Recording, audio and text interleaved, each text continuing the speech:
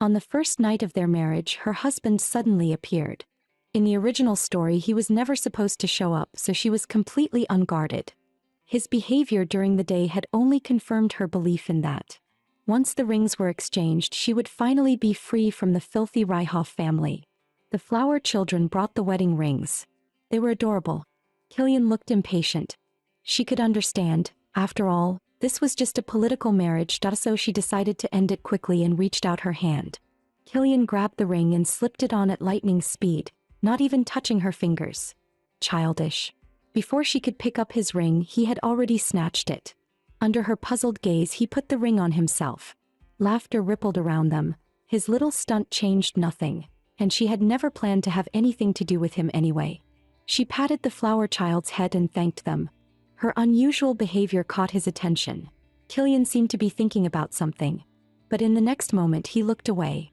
In her previous life, she was dragged down by her family, her entire savings taken by her gambling-addicted brother. In the end, her own sister even pushed her down the stairs. After reincarnating, she still couldn't escape those same toxic relatives. She prayed to the gods, begging never to live that kind of life again. When the wedding finally ended, she tore off that revealing gown. Edith's taste was truly outrageous. The neckline so low she'd spent the entire day guarding against exposure. Just then Lisa came to visit. She recalled a scene from the original story. After the wedding, Lisa had visited Edith to apologize for Killian's rude behavior, but ended up wounding her deeply instead. Edith had lashed out, accusing Lisa of deliberately wearing a white gown at the wedding and now pulling another stunt, insisting that she was Killian's rightful wife. Honestly, from Edith's point of view, that anger was justified, but she wasn't really Edith. Lisa gently pleaded with her not to blame Killian, saying that while he might seem blunt, his heart was warmer than anyone's. Seeing the heroine up close, she had to admit, Lisa was stunning. Her golden hair shimmered, her eyes sparkled with purity, and that adorable look paired with her upright nature made her the perfect protagonist. Since she was now the villainess fighting for survival, it was even more important to win Lisa's favor. She smiled softly and said, "Please don't worry, that I completely understand. This marriage was only meant to strengthen our families. It's natural for him to be displeased. I won't hold it against him." Lisa was briefly taken aback, then smiled at, "You're so mature and gentle," she said warmly. She replied with a faint smile, "With such dazzling beauty, how could I compare? Miss Lisa, that gown truly suits you today." Just then the maid arrived with hot water. After Lisa left, she finally let herself relax. Now that she was the Duke's daughter-in-law, everything was taken care of for her. So what if there was no internet? No forced overtime, no sly supervisors, no gambling brother. Just operas, balls, picnics, and parties.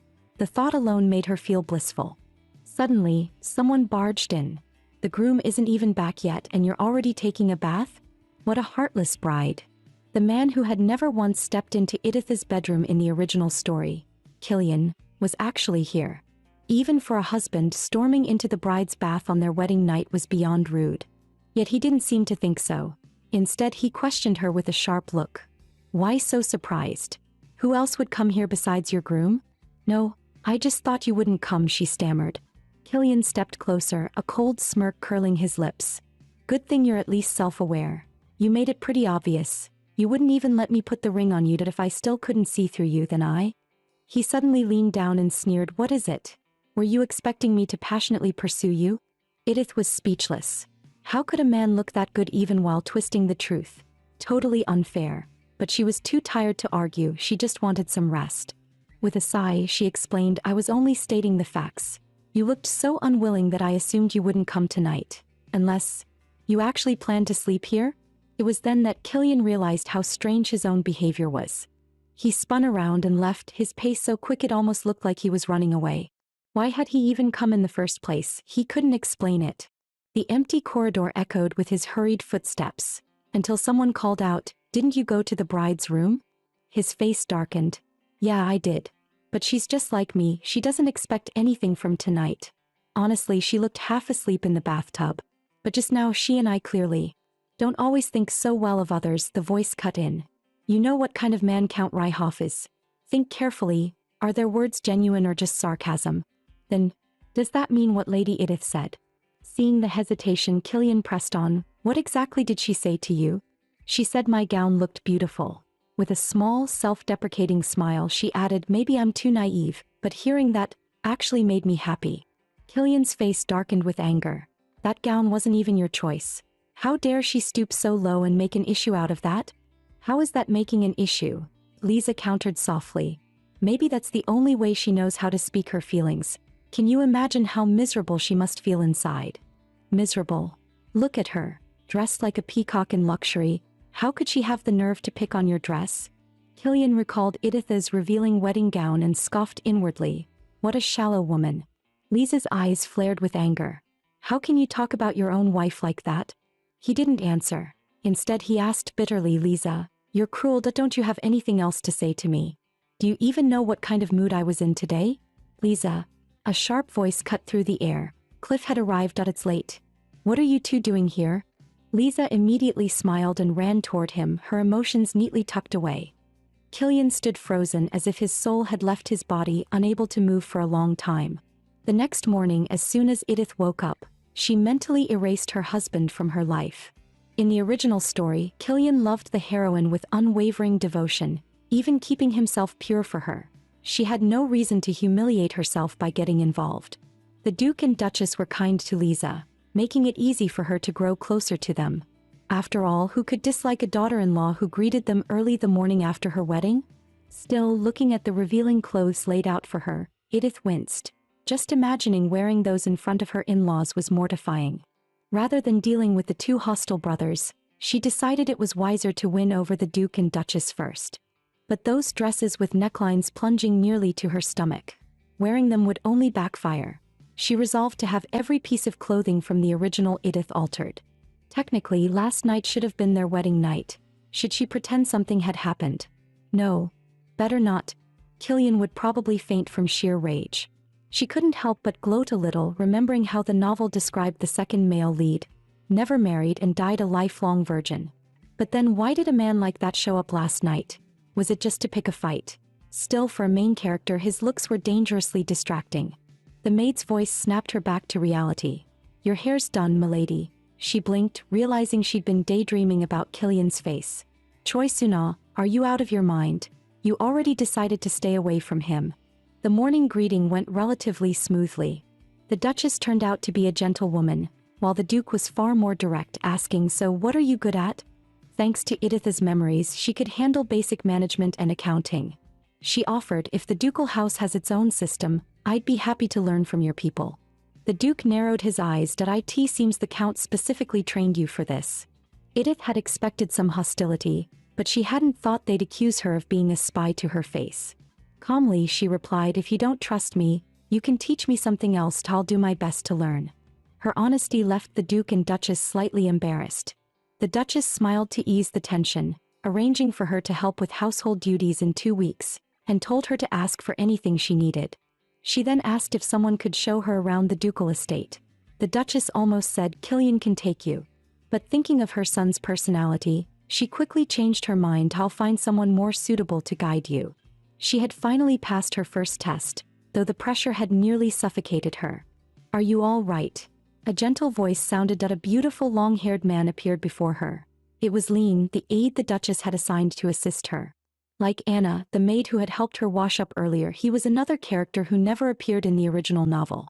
Lean carefully guided her through the ducal mansion, explaining its layout and which areas she was permitted to use. As the tour neared its end, Edith thanked him and praised his eloquence, saying he'd made her afternoon surprisingly pleasant. Lean was taken aback. Nobles never thanked those beneath them. She was clearly nothing like the rumors described. Moved by curiosity, he decided to show her a bit more. He would soon regret that decision, as they accidentally stumbled upon the young masters having tea with Lisa. His mistress was a strange one, seeing her husband drinking tea with another woman on the second day of their marriage, yet remaining utterly calm. Even he thought the young lord had gone too far. She was truly remarkable. Simply doing his duties earned him her sincere gratitude. In the cold, dim armory, she marveled with genuine fascination. While most nobles obsessed over jewelry, she admired the antique weapons and ancient artifacts. The new Edith felt nothing for her husband, so of course she wasn't angry. She merely wondered, how had the original Edith reacted in this scene? Forget it. All she wanted now was to enjoy a peaceful life in the ducal estate. Everything else was irrelevant. Just as Lean had said, the garden was breathtaking. Spring was coming and it would only grow more beautiful. Lean was completely thrown off by Edith's calmness. "I suppose I'll be coming here often," she said casually. "Let's go, Lean." Watching her graceful back, he nodded thoughtfully. "Yes, my lady." Inside the Duke's study, Lean reported on Edith's behavior. "She's very intelligent. She quickly memorized the layout of the estate and seems genuinely interested in the artwork." "Anything unusual?" the Duke asked. "None at all. Contrary to the rumors, she's polite and refined. Only one thing stood out. On our way back we saw the young lords having tea with Miss Lisa." The Duke's face darkened. "I specifically warned him to be cautious, not to give anyone leverage. And yet, on the second day of his marriage, he's seen laughing with another woman. That alliance with Count Ryhoff was meant to restrain him," he muttered. "I told him clearly, maintain appearances at least, but don't force her into anything. He knows exactly how crucial this marriage is." Lean hesitated, then added, "But my lady didn't seem to care at all. She didn't argue or get angry, she just walked away as if nothing happened." The Duke fell silent, his expression tightening. "So, Lady Edith isn't as simple as she seems."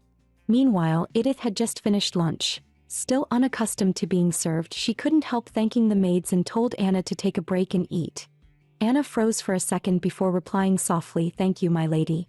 Edith felt she'd handled herself fairly well before the Duke and Duchess. Now came the real challenge: how to deal with Lisa. Looking only at the ending, Lisa was undoubtedly the luckiest person in this world. Her younger brother always yielded to his elder brother. So much that he even gave up the girl he liked, ending up marrying someone he didn't love. Before the Duchess adopted her, Lisa had been a mistreated, illegitimate child, constantly bullied by her older siblings. One day, she saved the Duchess from a horse-riding accident. When the Duchess discovered the scars on her body, she paid a large sum to take Lisa away from that hellish home.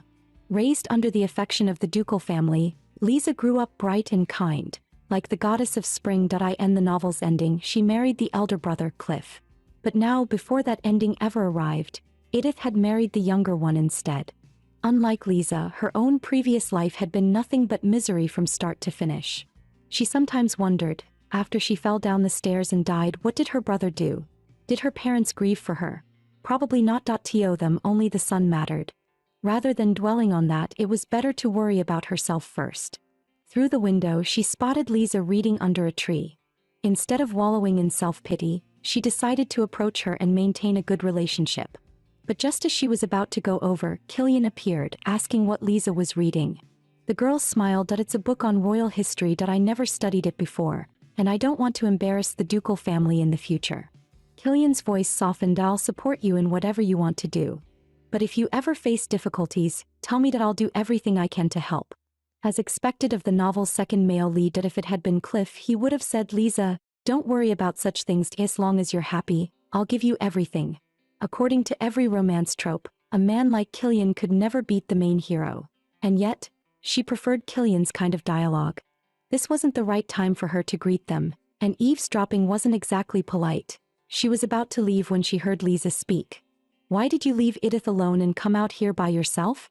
Her husband didn't love her. His heart belonged to another woman, and he even spoke ill of her behind her back. She was nothing but a political hostage living under someone else's roof. She'd be gone sooner or later. Edith wasn't surprised. After all, that was how the story was written. How could anyone possibly fall for a so-called villainess? Meanwhile, in the Sinclair manor, a teacup shattered on the floor as the younger sister snapped. "Who upset you this time? Are you seriously asking?" Edith married him. Why her of all people? The man didn't seem to care. He gave a cold laugh. "I suppose the Ludwig family enjoys collecting useless women. You think that's funny? Maybe you should try breaking your own teacups next time," she shot back.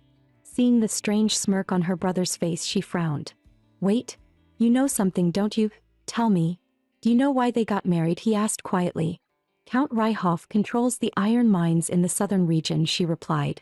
"And what does that have to do with anything?" He chuckled, his tone almost teasing. "My dear sister, do you even know how many political factions there are right now?"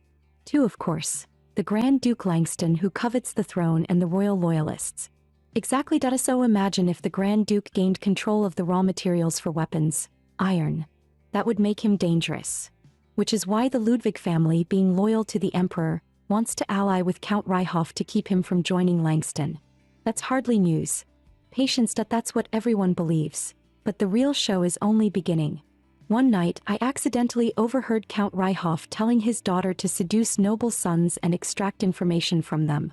That's when I realized, the so-called Villainess Edith was nothing but a fabrication, that she's merely a pawn, a tool in her father's political schemes. And if that secret were to spread, the entire Ryhoff family would be finished. At that moment, Edith was in high spirits.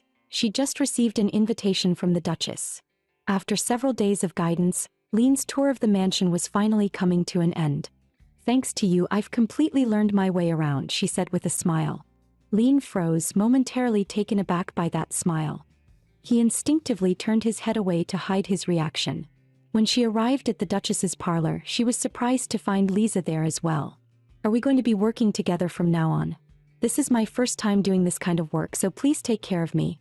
Lisa blushed and replied modestly, "Oh, I'm just running errands for the Duchess, really." Seeing their friendly interaction, the Duchess was pleased and assigned them to organize documents together. Afterward, she called in a dressmaker to choose some new outfits for them. As expected, the Duchess preferred the dresses Lisa recommended, while Edith's choices received little enthusiasm, though in the end both dresses were purchased. Once Lisa had selected 3 lovely gowns, they realized Edith hadn't chosen anything. The Duchess decided to gift her a dress as well. But Edith, determined to change her villainous image, asked Anna to bring her old dresses and requested the tailor to modify them instead. "Make them more modest and remove the excessive jewels," she said calmly.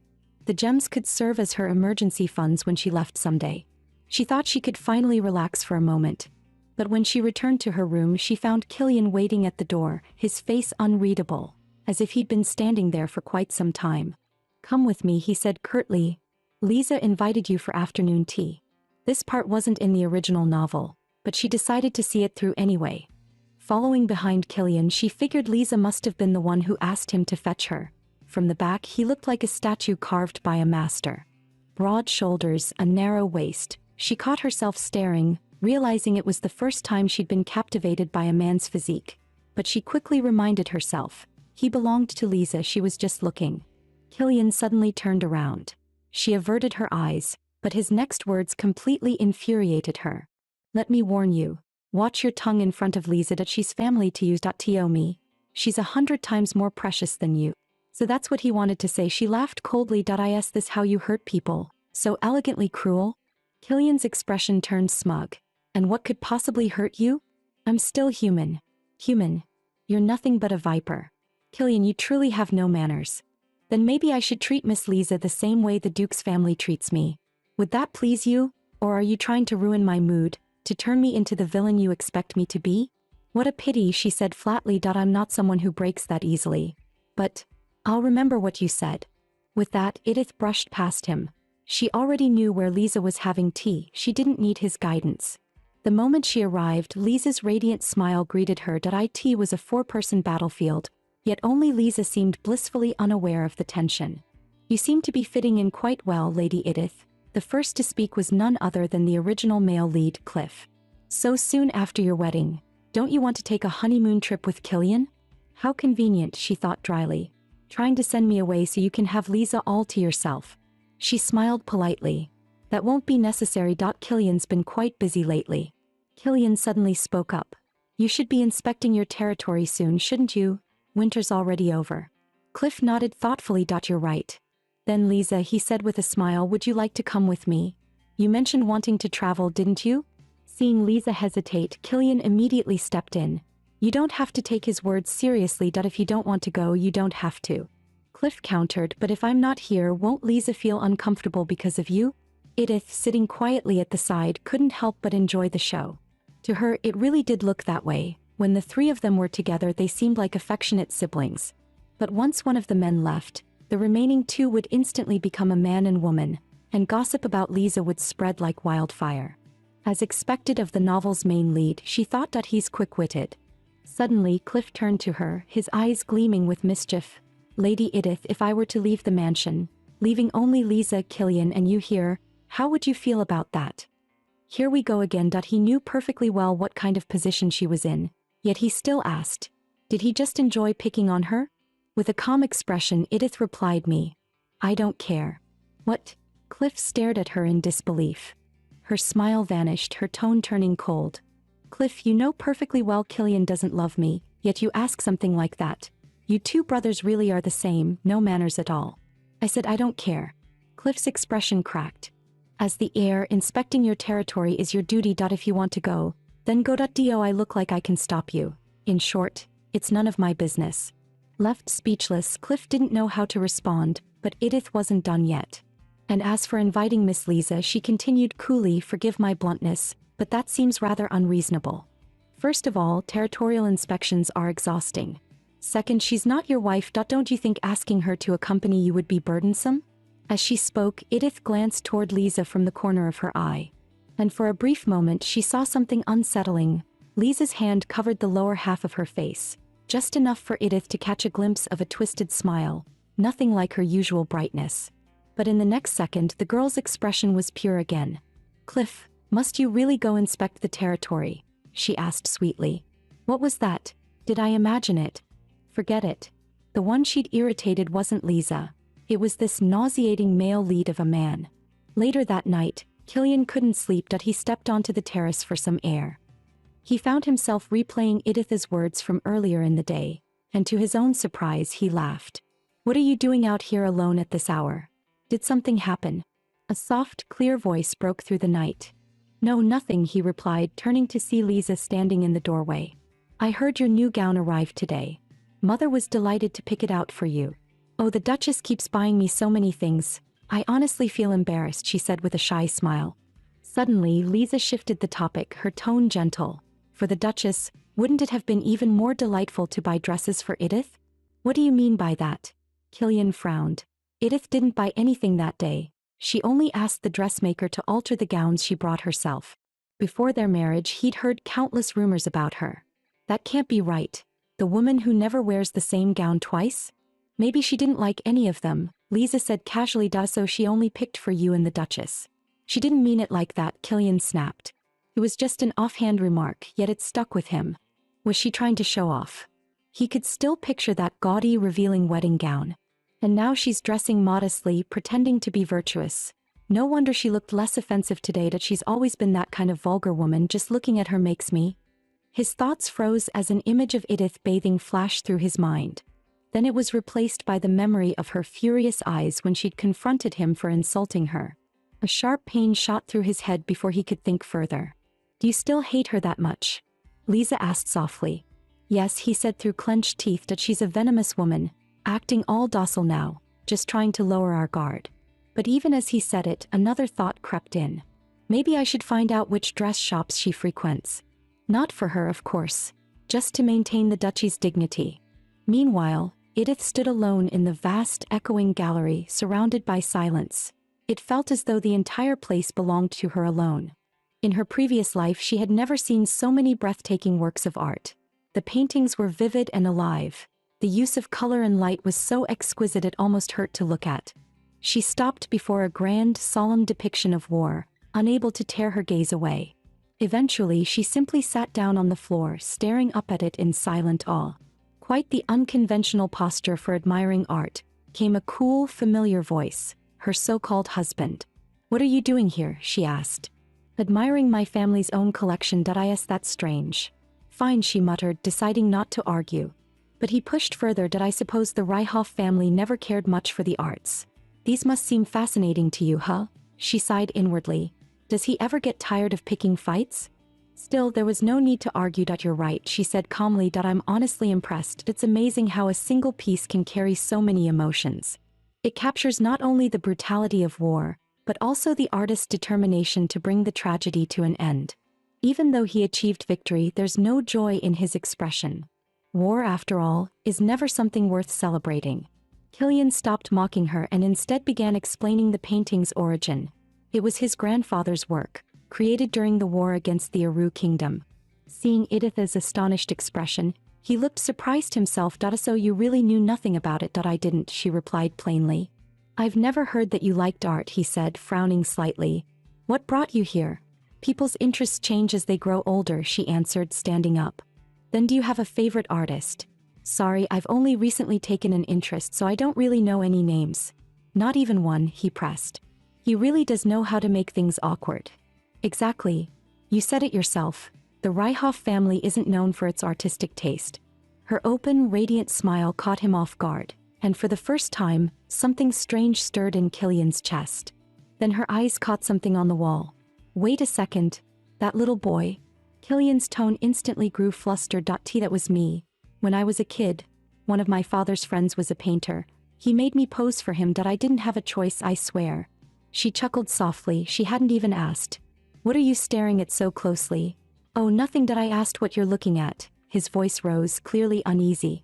Nothing really, just a bit, miniature. With that, Edith turned and walked away. Killian froze, his face turning bright red. What are you talking about? It's just a painting, it's not the real me.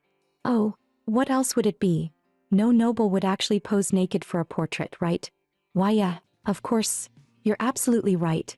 Edith's nonchalant tone finally pushed Killian over the edge. Clearly, you're not someone who can even talk about art with me, he snapped. Inside, she was laughing so hard she nearly lost composure. Even the coldest iceberg needs a little humor now and then. Otherwise, how boring would life be? Still, she turned back toward the painting and murmured he actually looked kind of cute as a kid. Meanwhile, Lean had been assigned to secretly keep watch over her. But the word monitor didn't sit right with him. The so-called notorious villainess was now diligent, polite, and surprisingly humble. Though he kept a respectful distance, he found she wasn't unpleasant at all. In fact, if she ever ran into trouble, he might even help her. As for Edith, she was beginning to truly enjoy her new life. Some still held their prejudices, but those around her treated her with courtesy. Life in the ducal estate felt peaceful and free, and she could finally savor the elegance of a noblewoman's days. But what she looked forward to most was passing the training grounds every day, watching the novel's male leads sparring side by side. Back when she'd read the novel, she'd always preferred the second male lead. Now that he was her husband, seeing him in person only confirmed it. He suited her taste even better than the book described. Compared to the typical fantasy protagonist, all brawn and bulk, she much preferred Killian's build. Solid, strong, but elegantly defined. All right, she told herself, time to get to work. Today's tour had gone perfectly. But then she froze. So he can smile like that. It was warm and soft like sunlight breaking through the morning fog. So different from his usual cold, cutting demeanor. But of course that smile wasn't meant for her. A wave of emotion washed over Edith. In her 20-plus years as Choi Suna, she had never thought of herself as someone who cared about appearances. Only now did she realize, it wasn't that she wasn't a face person, she had simply never seen someone truly handsome before. She shook her head. Focus, Edith. Time to work. Her task today was to organize the family's weapon and armor inventory, classified as first-level confidential. Maybe this meant they were starting to trust her. Just then someone approached. Edith, what's this? I organized the Duchess's documents into a table format, she explained. Lisa frowned in confusion. Edith opened her mouth to clarify, remembering that this era probably didn't even have the concept of spreadsheets. She carefully explained it. But Lisa shook her head. With all due respect, I don't think this is very good. The Duchess noticed their exchange and approached. Is there a problem here? Before Edith could answer, Lisa jumped in. Edith was just asking for my advice. It seems you've helped Edith a lot. Edith suddenly looked up. Clearly she was the one explaining, yet it felt just like in her past life, when people used her over and over again. She tightened her grip on the documents and lifted her gaze calmly. Madam, she said evenly, if you don't mind, may I ask for your opinion instead? Edith patiently explained the advantages of her table and how to use it in detail to the Duchess. As she wrapped up, she noticed Lisa watching her with a blank expression, the kind of look that said, you just slapped me in the face, didn't you? Oh no, I've lost my mind. She thought that I forgot I'm just the side character here. She was about to defuse it by saying it was Lisa's idea. But the Duchess spoke first, visibly delighted. My goodness, Edith, this is brilliant. How did you come up with this? It's wonderful. I'll have to use this method for organizing my own files from now on. Edith's heart pounded. It was the first time since she'd transmigrated that anyone had praised her so sincerely. Yes, mother, she said, smiling despite herself. In the warmth of that moment, she didn't notice Lisa's dark, brooding gaze fixed on her. The next morning, the newlyweds were still living apart. When her husband suddenly appeared at dawn, she blinked in surprise. "You're up early. Something wrong?" He said nothing. She teased lightly, "Don't tell me you came because you missed me." Killian brushed past her and entered the room. "So what? You want me to say my piece and then leave right away? What if I told you to stay a bit longer? Would you agree? You really never lose an argument, do you?" "Of course not. That I don't even know what losing means." Killian frowned. "You're not wrong." The real reason he'd come so early was because he'd seen the table she'd made. His mother had shown it to him the previous night. She was undeniably clever, and his mother rarely praised anyone. The table looked efficient, organized, maybe too professional. He couldn't help but wonder, was Edith secretly collecting data to leak family information? But to his surprise, his mother had scolded him instead. "Even if this is a political marriage," she'd said sharply, "how is Edith any different from you? She left the home she was deeply attached to and came here all alone. Can't you treat her a little better?" But all he felt was irritation. Just then, Lean appeared to report to the Duchess. Killian turned to Lisa for confirmation, and even she was praising Edith. "You know, she's well educated. Unlike me, who learned nothing at the Sinclair household, she learns so much faster than I do." Yet those words that sounded like compliments were full of hidden suspicion. Lisa could assist the Duchess because she'd received 4 years of proper education in the ducal estate. But Edith being skilled enough to make even Lisa jealous meant she wasn't just naturally smart. She might have been trained. And her understanding of art last time, there's no way that came from someone as ignorant as the rumors described. Edith looked at her husband's back. Every time she saw him, she couldn't help teasing him a little. After all, she knew the tragic second male lead too well. But why was he picking a fight so early in the morning?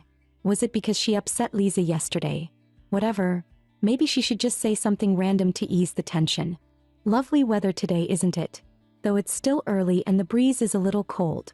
The curve of her exposed neck and the faint rose scent drifting in the air made Killian's heart skip, and his head ache at the same time.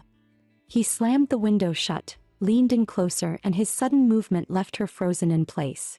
Then his first words nearly sent her blood pressure soaring. "What's wrong? Are the shop's mother picked too refined to match your taste?" "What do you mean by that?" He chuckled softly beside her ear. "You, who never wears the same gown twice, refused to order a new one. Quite a unique way to make a statement." She had only refused to change her gown to shed her villainous image. Was that really something worth hating her for? Killian continued on his own. "If there's a boutique you prefer, tell me. I'll have them brought here." Edith suddenly pushed him away. "Killian, you really don't know me at all. That if I didn't like that store, I'd just pick another one. Do you really think I'd fuss over something so trivial? You're just using it as an excuse to justify hating me." Killian froze. "What did you just say?" "Ever since the wedding, I've understood it clearly. You want to put all the blame on me. That way you can feel righteous and guilt-free. You pretend to be the victim. It's pathetic and disgusting." But he only frowned as if not understanding. "So this is how you feel? After threatening our family just to secure your position?" "Threatening you," she echoed. "Otherwise what? You're saying you have nothing to do with the Ryhoff family?" In that instant, Edith realized that to everyone here she wasn't a person, just a Ryhoff. A wave of helplessness washed over her and she lowered her gaze. When she looked up again, the mix of pain and defiance on her face made Killian's heart skip. "Killian, you don't understand me at all." She had loved the second male lead in the novel precisely because he suffered, so she had always endured his cruelty, but this endless cycle of accusation and contempt, she couldn't anymore. The contempt and disappointment in her eyes struck him like lightning, and for the first time Killian realized, maybe he had truly misjudged her. But his pride wouldn't let him admit it. He just muttered, "Focus on assisting mother, and stop doing things that draw suspicion," before turning to leave. The heavy sound of the door closing echoed. Edith slowly crouched down, wrapping her arms around herself. "Really? Why did I only realize it now?" She thought bitterly. "To think I could actually live peacefully here. I should just start planning how to leave." Outside the door, Killian clutched his head, splitting pain tearing through him. What did I even do? Why did we start arguing in the first place? All he could recall was that faint rose scent, and those alluring red lips. She was right. From the very beginning he had only seen her as the daughter of Ryhoff. Everything he knew about her came from prejudice. The pain grew worse, making it impossible to think. His headaches were coming more and more often lately. Good morning, Killian. Lisa's radiant smile greeted him. You don't look well. The violet fragrance surrounding her seemed to ease his pain a little. You don't have a fever. So it really only happens when I'm around, Edith, huh? It's nothing. Maybe I just saw an annoying woman first thing this morning. Why do you always talk about Edith that way? Killian tightened his fist, forcing himself not to think about her. She was just a spy sent by the Ryhoffs. Nothing more, that he had no reason to care. In her previous life, whenever Edith felt down, she would fill a tumbler with iced Americano and wander aimlessly through the streets. Today she planned to do the same.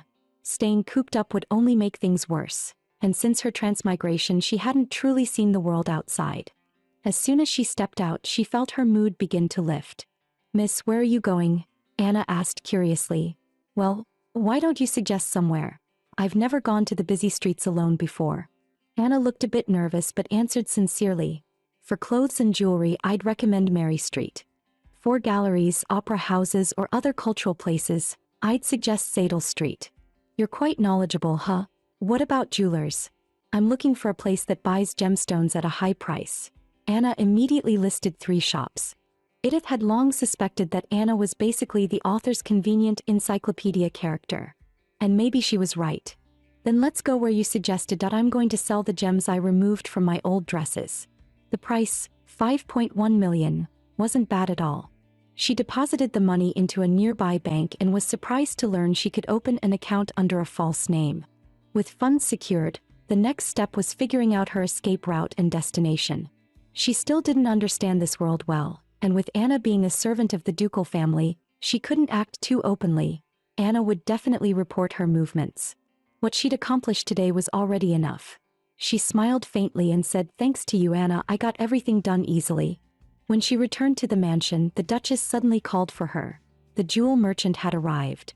According to the timeline, this was exactly the part in the novel where Edith was humiliated by the jeweler.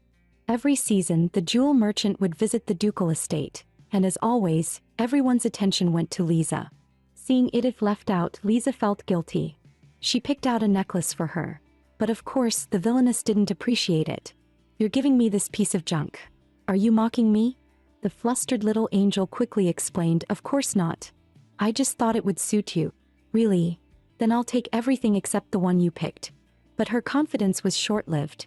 Cliff, the male lead, bought all the jewelry for Lisa, leaving only that small necklace for her. It was one of those satisfying moments in the original novel. But now she was the one sitting awkwardly across from them. She reached out for the blue necklace in front of her. Then the Duchess spoke. "That blue one. Doesn't it match Lisa's eyes perfectly?" Edith awkwardly pulled her hand back, watching the warm atmosphere on the other side of the table as if she weren't even there.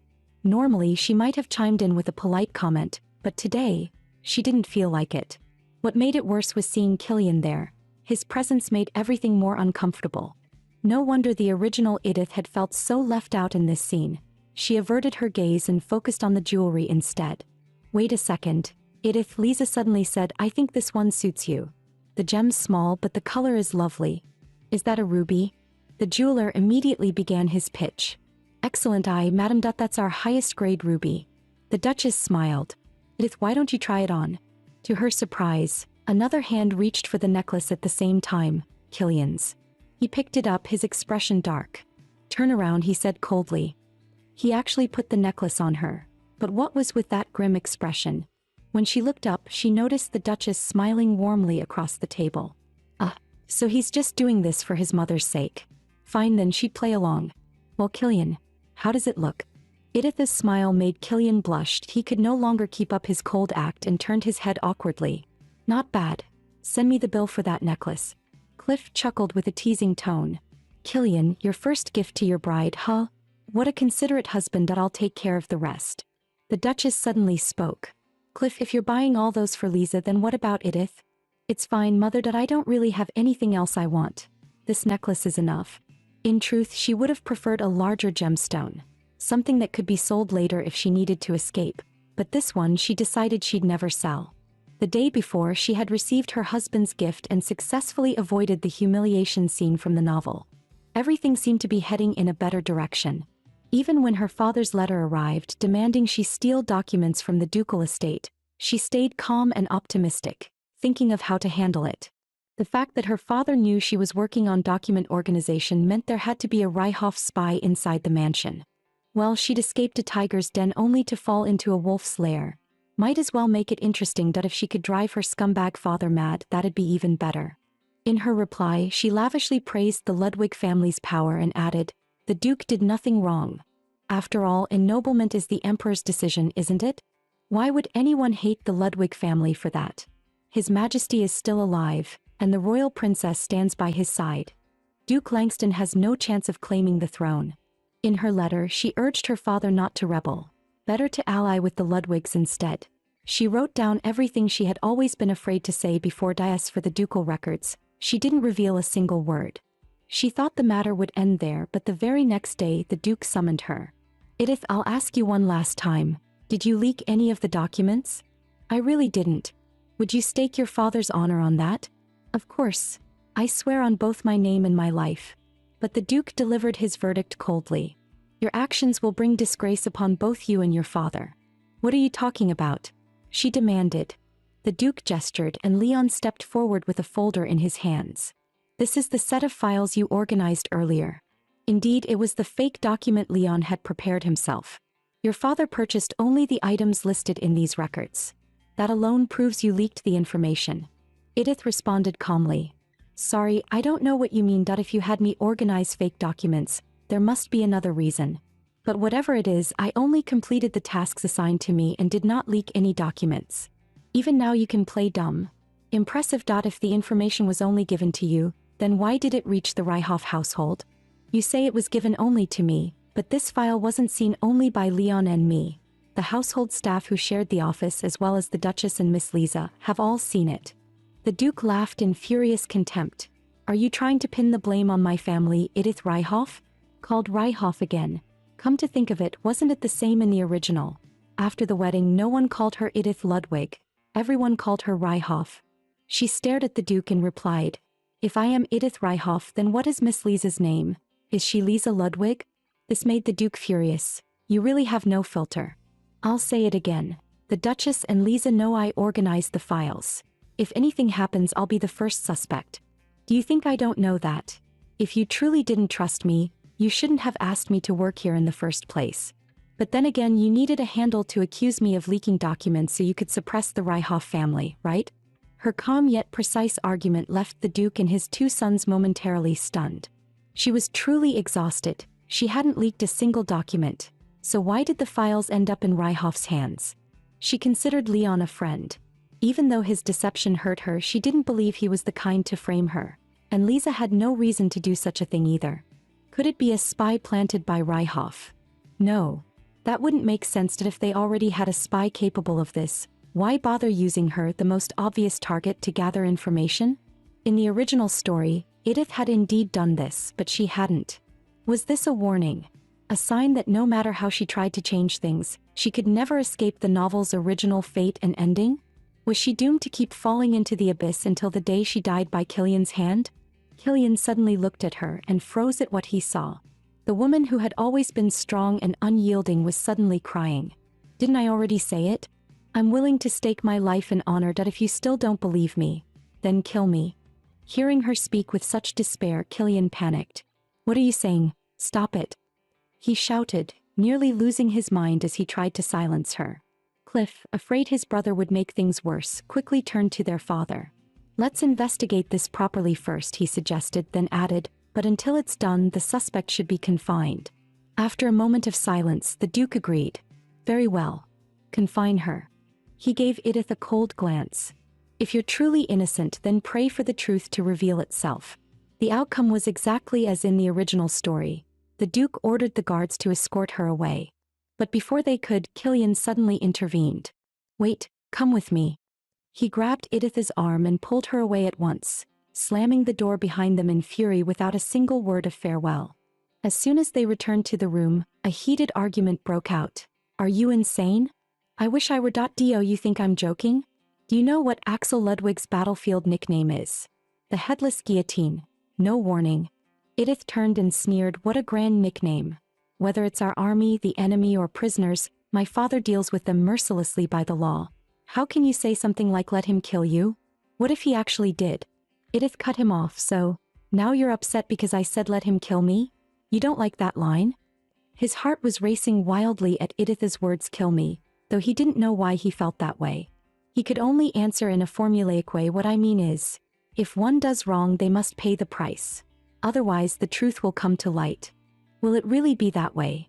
Just like how you never believed me, now I can't believe you either. And no matter what the outcome is, you'll still see me as the culprit. It was you who gave me the fake documents. And it was you who told me Ryhoff had purchased the items listed in them. You're the ones investigating and judging everything, while I can only sit here and wait for your verdict. Her words stung deeply. He clenched his fists and said, I'll conduct a fair investigation. I swear on my honor. I'll find out the truth and make sure you're not treated unfairly. I'll also keep you informed of the progress. Edith looked at him coldly. Suit yourself. But I'm curious. You say you'll be fair, but if both Lisa and I become suspects, will you still have that confidence? They say that when two women fall for the same man, jealousy turns them against each other.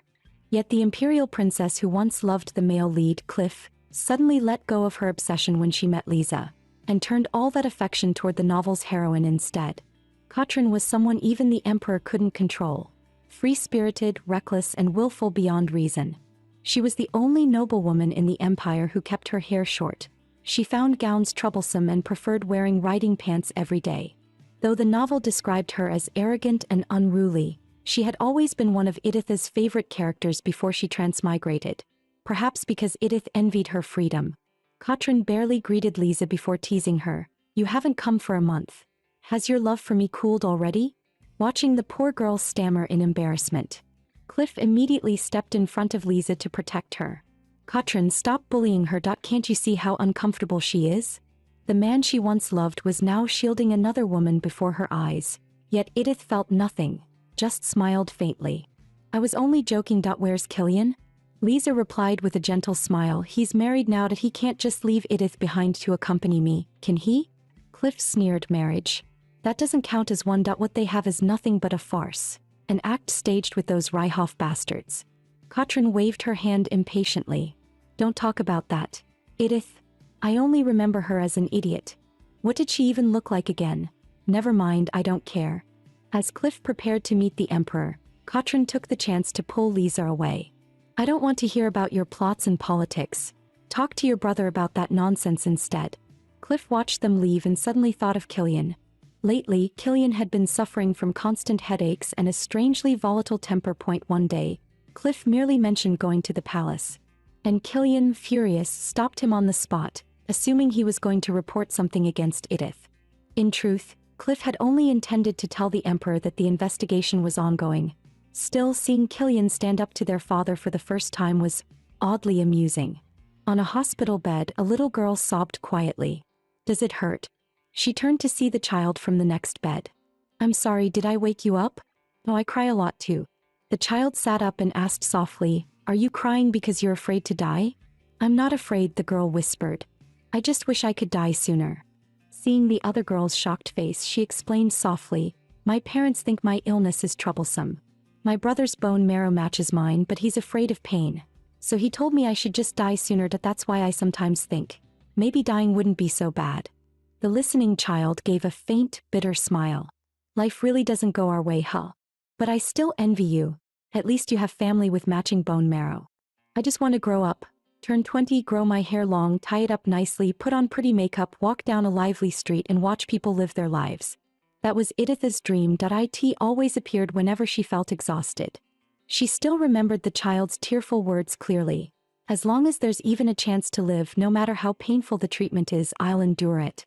But when Edith returned from her bone marrow transplant, the child was gone. That became her reason never to give up on life, because as long as she was alive, anything was still possible. Being confined wasn't really punishment for Edith.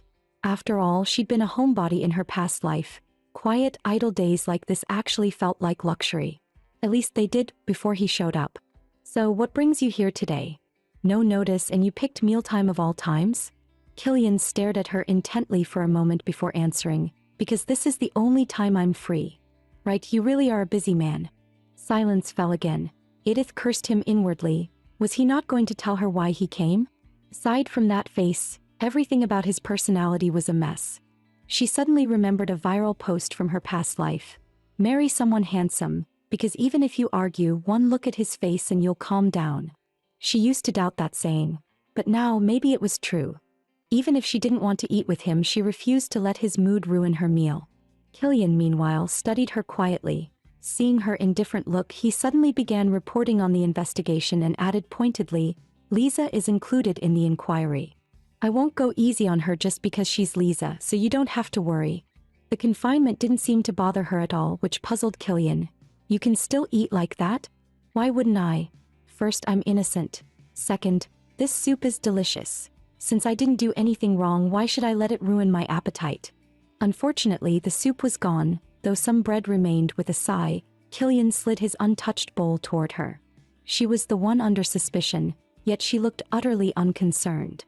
Though Edith didn't want to see him, she still felt oddly empty once Killian left. In her past life, she used to love folding paper crafts, but in this fantasy world, such a hobby was impossible. From Anna, she learned that noble ladies here preferred embroidery and painting, while the more energetic ones chose horse riding or archery. She had never even held a needle, so embroidery was out. Painting, she had no talent. Horse riding, she still valued her life. Isn't there something more creative? Anna suddenly remembered, recently it's become fashionable to make clothes for dolls. It's good practice for sewing too. Edith's eyes lit up. She quickly offered Anna some money. "Please buy the materials for me, consider it a small thank you." But Anna refused. "No need, miss. Serving you is my duty." "Why? Did someone tell you not to take anything from me?" Anna's sudden panic made Edith even more certain. This girl was definitely sent to watch her. Though both she and Leon were technically in watcher positions, they were among the few in the mansion who truly treated her with respect. She couldn't help but comfort Anna. "I didn't mean to scare you. Honestly, if someone thinks they can bribe you with that little money, they're really underestimating you. So just take it as a small token from me. I'll be happy if you do." Anna's expression softened at last. She accepted it and thanked her sincerely. A few days later, Anna brought back a full set of doll-making tools and even detailed blueprints. She'd been acting warmer toward Edith lately, though her face still wore that cool, professional calm. Making the tiny clothes was harder than expected, but since it was just a hobby, she didn't mind.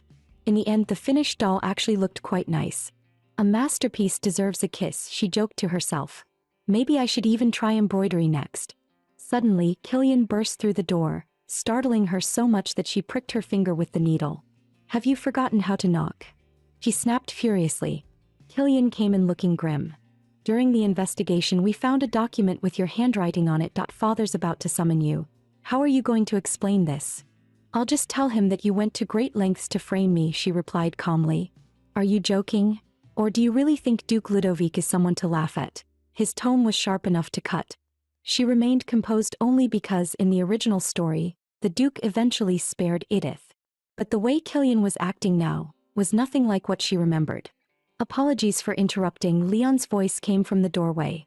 "The Duke requests your presence." Edith froze for a moment, a strange thought surfacing. Did Leon also think she was guilty? Killian stopped frowning. "Isn't the evidence a bad thing for you? Come on, Leon." The Duke produced the files. "This is the weapons list from Count Ryhoff's transaction. Your handwriting is on it. Someone has forged my handwriting."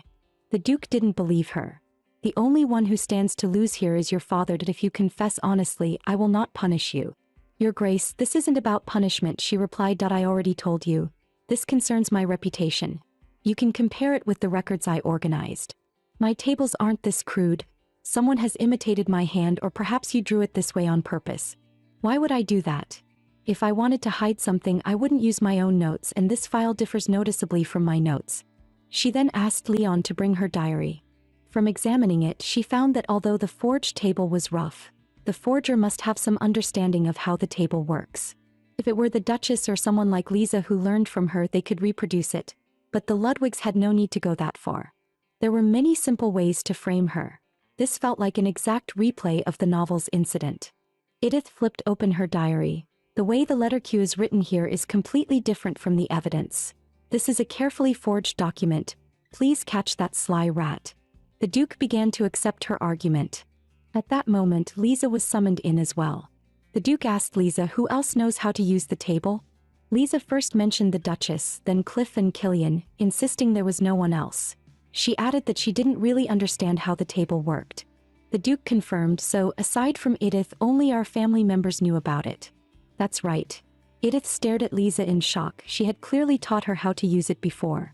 That night, she went alone to the second male lead's room. She softly kissed him while he slept. She waited for him to wake up, to look at her with disgust and throw her out, just like in the original novel. Then it would all be over. She wouldn't have to struggle with her heart anymore. But Killian did wake up, grabbing her roughly. What, have your desires gotten so wild that you can't even keep up the act anymore? She backed away, panicking. It's not like that. But he yanked her close and pinned her down. Edith's eyes widened. This wasn't how the story was supposed to go. She had always known their marriage was forced and that he resented her, yet the way he looked at her sometimes, it felt like he cared. Show me that seductive side of yours, little fox from the Ryhoff family. Maybe then I'll actually feel something for you. Wait, if it were Lisa instead, would you still feel the same? Killian froze. Then he realized she meant Lisa. Though theirs was only a political marriage in name, he hadn't expected her to have absolutely no expectations of him. That's not a question you should ask me. You're the one confident enough to think you could seduce me. Why else sneak into my room at midnight? With that, he kissed her. For a moment they felt like lovers. You're always stealing glances at me. Might as well look all you want now. Then he noticed her diary. It had fallen open. She wanted to explain, but the new, unfamiliar warmth on her skin stopped her words. Killian didn't understand what was happening to him. Somehow this shy, flustered Edith looked adorable. That he must have lost his mind. When Edith woke up, daylight was already flooding the room. It had really happened. Killian ordered the maid to prepare bathwater. While she was still dazed, he picked her up, blanket and all. She tried to protest that she could walk herself, but he carried her straight into the bathroom. If the water's too hot, tell me that it's just right. On our wedding night you also bathed alone. Seems you really like soaking in the tub. She blushed in embarrassment, stammering, why yes. What was going on? Even if he'd spent the night with her out of impulse, by morning he should have regretted it. In the original novel, Killian never wavered no matter how Edith tried to tempt him. Yet now he had kissed her first. Was this pity? Or maybe he thought Lisa had fallen for Cliff, leaving him hopeless, so he settled for her instead. Unbelievable. The man now looked at her gently, even apologizing and telling her to rest well. Compared to his cold attitude at the wedding, he seemed like a completely different person. Damn it, she couldn't keep overthinking this. She needed to focus and think clearly. After what happened last night, she once again entered that strange system space. A cold mechanical voice echoed. You have met the Phase 1 exception condition. Due to the anomaly, the author's authority has been reduced. She immediately asked, what is the Phase 1 exception condition? After a brief silence, the system actually answered her this time. When she asked what the Phase 1 condition actually was, the system replied, following Edith's path of failure in the original story. That meant, if she kept avoiding the original plot, she would become the 14th Edith to die. The thought made her shiver. Any transmigrator who knew the story's plot would, without a doubt, try everything to avoid the original fate. But that wasn't the only strange part. The system also added, since you met the Phase 1 condition, the author's authority has been reduced. That implied there was indeed a governing force in this world, some kind of entity that exercised control. But what exactly was it? The information she had was too vague, nowhere near enough. And what part of that authority had been reduced? From the very beginning, how much control did the author actually hold? Over the plot, the characters, the flow of the story, or everything? Still, she now understood one thing for certain. The original story could be changed. In Killian's eyes, Lisa was no longer the only one. He might just end up becoming her ally. She would never give up so easily again. Instead of staying passive, she'd take the initiative, starting with the Duchess, the one who seemed to hold genuine affection for her. As expected, the Duchess's first words were filled with concern for her health. I'm sorry for worrying you, Edith replied gently. I'm fine now. The Duke and Duchess had recently visited the royal palace, most likely to discuss the conflict between Grand Duke Langston and the Ryhoff family. The Duke hasn't been himself lately. The Duchess sighed that he blames himself for pressuring you too much. After years of war, his tone can be harsher than intended. Harsher? Edith thought bitterly that he's never harsh with Lisa. Still, she kept her composure and asked the Duchess to tell the Duke she was doing fine. The Duchess visibly relaxed at that. So what will you do next? The Duchess asked. If you're uncomfortable, you don't have to continue assisting me. Edith knew too well. If she quit now, it would only confirm the rumors that she had betrayed the Duke's household. She couldn't afford to back down. If you don't mind, Mother, she said carefully, I'd like to keep working for the Duke's family. But if things continue as before, I may be framed again. Could you perhaps assign someone you personally trust to oversee my work? You mean you want a work environment free of misunderstanding?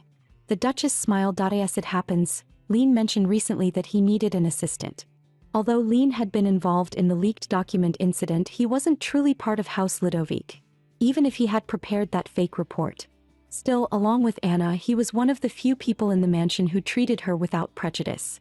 With that thought, she readily agreed. What kind of expression did he have last time again? But when she actually saw Lean, she realized there was no point recalling, because he never had any expression to begin with. You're here, he said flatly. What should I start with? She asked. Please sort these receipts by year, he replied. Why are the receipts in such a mess? The person who worked here before you left them like that. Lean explained honestly. I made him upset, so he threw several years' worth of receipts all over the floor before running away. Edith stared, astonished. These are House Ludovic's records. Of course, he said calmly. He didn't escape punishment afterward. Then Lean looked at her seriously. My lady, don't expect me to treat you kindly. If you're hoping for warmth, you'll probably regret it. Is that so? She smiled faintly. Then I'll just get to work. It had been a long time since she'd felt such calm. The soft scratch of her pen and the rustle of papers blended with the warm afternoon light. A rare, peaceful harmony. A light cough broke her focus. The workday was already over. She hadn't even noticed how quickly time had passed. She hurriedly organized the sorted receipts, added labels, and handed them to Lean. Thank you for your help. It's you who worked hard, my lady, he replied evenly. In her previous life, she had always despised people who constantly preached about feelings and empathy. Someone like her, too proud to lower her head, was often branded as cold and heartless, robbed of credit, and completely denied her worth. With that thought, she said to Lean, I don't need you to be kind to me. I just need you to do two things. First, be competent. Second, be fair. From what I've seen, you already meet both standards, so please take care of things tomorrow as well. Lean watched Edith leave, standing motionless for a while before lowering his head, lost in thought. Not long after, Cliff approached him. Sorry to call you out when you're busy. I heard you've been assigned to keep watch on Edith. Cliff got straight to the point. Tell me, what kind of person do you think she is? His heart had already begun leaning toward his sister Law. So when he heard his elder brother was investigating Edith, he felt a sharp discomfort. Even Lean, usually calm and detached, looked visibly unsettled. How can you call it surveillance? Lean's voice turned cold. Regardless of what others say, Lady Edith is helping the Duchess with her duties. You shouldn't use such words, Lord Cliff. His anger faded, replaced by a strange realization. Why did he even care so much about how others spoke of her? It's true I've been instructed to verify the documents she's organized, just to prevent any mistakes, Lean said evenly. But to be precise, Lady Edith is assisting me with my work. Cliff pressed further. Have you noticed anything suspicious about her? It's too early to tell, Lean replied. Most noble ladies would find this kind of work tedious, yet she hasn't complained once. She's exceptional in many ways. Above all, she has remarkable perseverance. Killian noticed that Lean's expression had completely changed. Cliff sneered. Looks like that woman's gone to great lengths to please you. Fine, I'll call for you again in a few days. After Lean left, Lisa suddenly spoke up. Oh my, it's the first time I've ever heard Lean praise someone like that. Cliff smirked with malice. To win Lean over in just one day. Edith has got some real tricks. Don't tell me she's already seduced him? If that's true, what a disgrace to House Ludovic. Then again, it's not entirely a bad match. Lean's still unmarried, though losing someone like him would be a waste. Seeing Killian's expression stiffen, Lisa teased, Don't tell me, you're starting to care about that woman? Killian quickly looked away, denying it aloud, but the knot in his chest only tightened. Cliff's tone grew nastier. Right, you're cold even to Lisa. How could you possibly like a woman like Edith? Though he was supposed to leave for his trip, he couldn't bring himself to go. Edith's beauty was different from Lisa's. Sensual yet captivating, the thought of her alone with Lean in the same room made him unbearably restless. The door was unlocked. After knocking twice, it creaked open on its own. Her Her familiar rose scent drifted out from inside.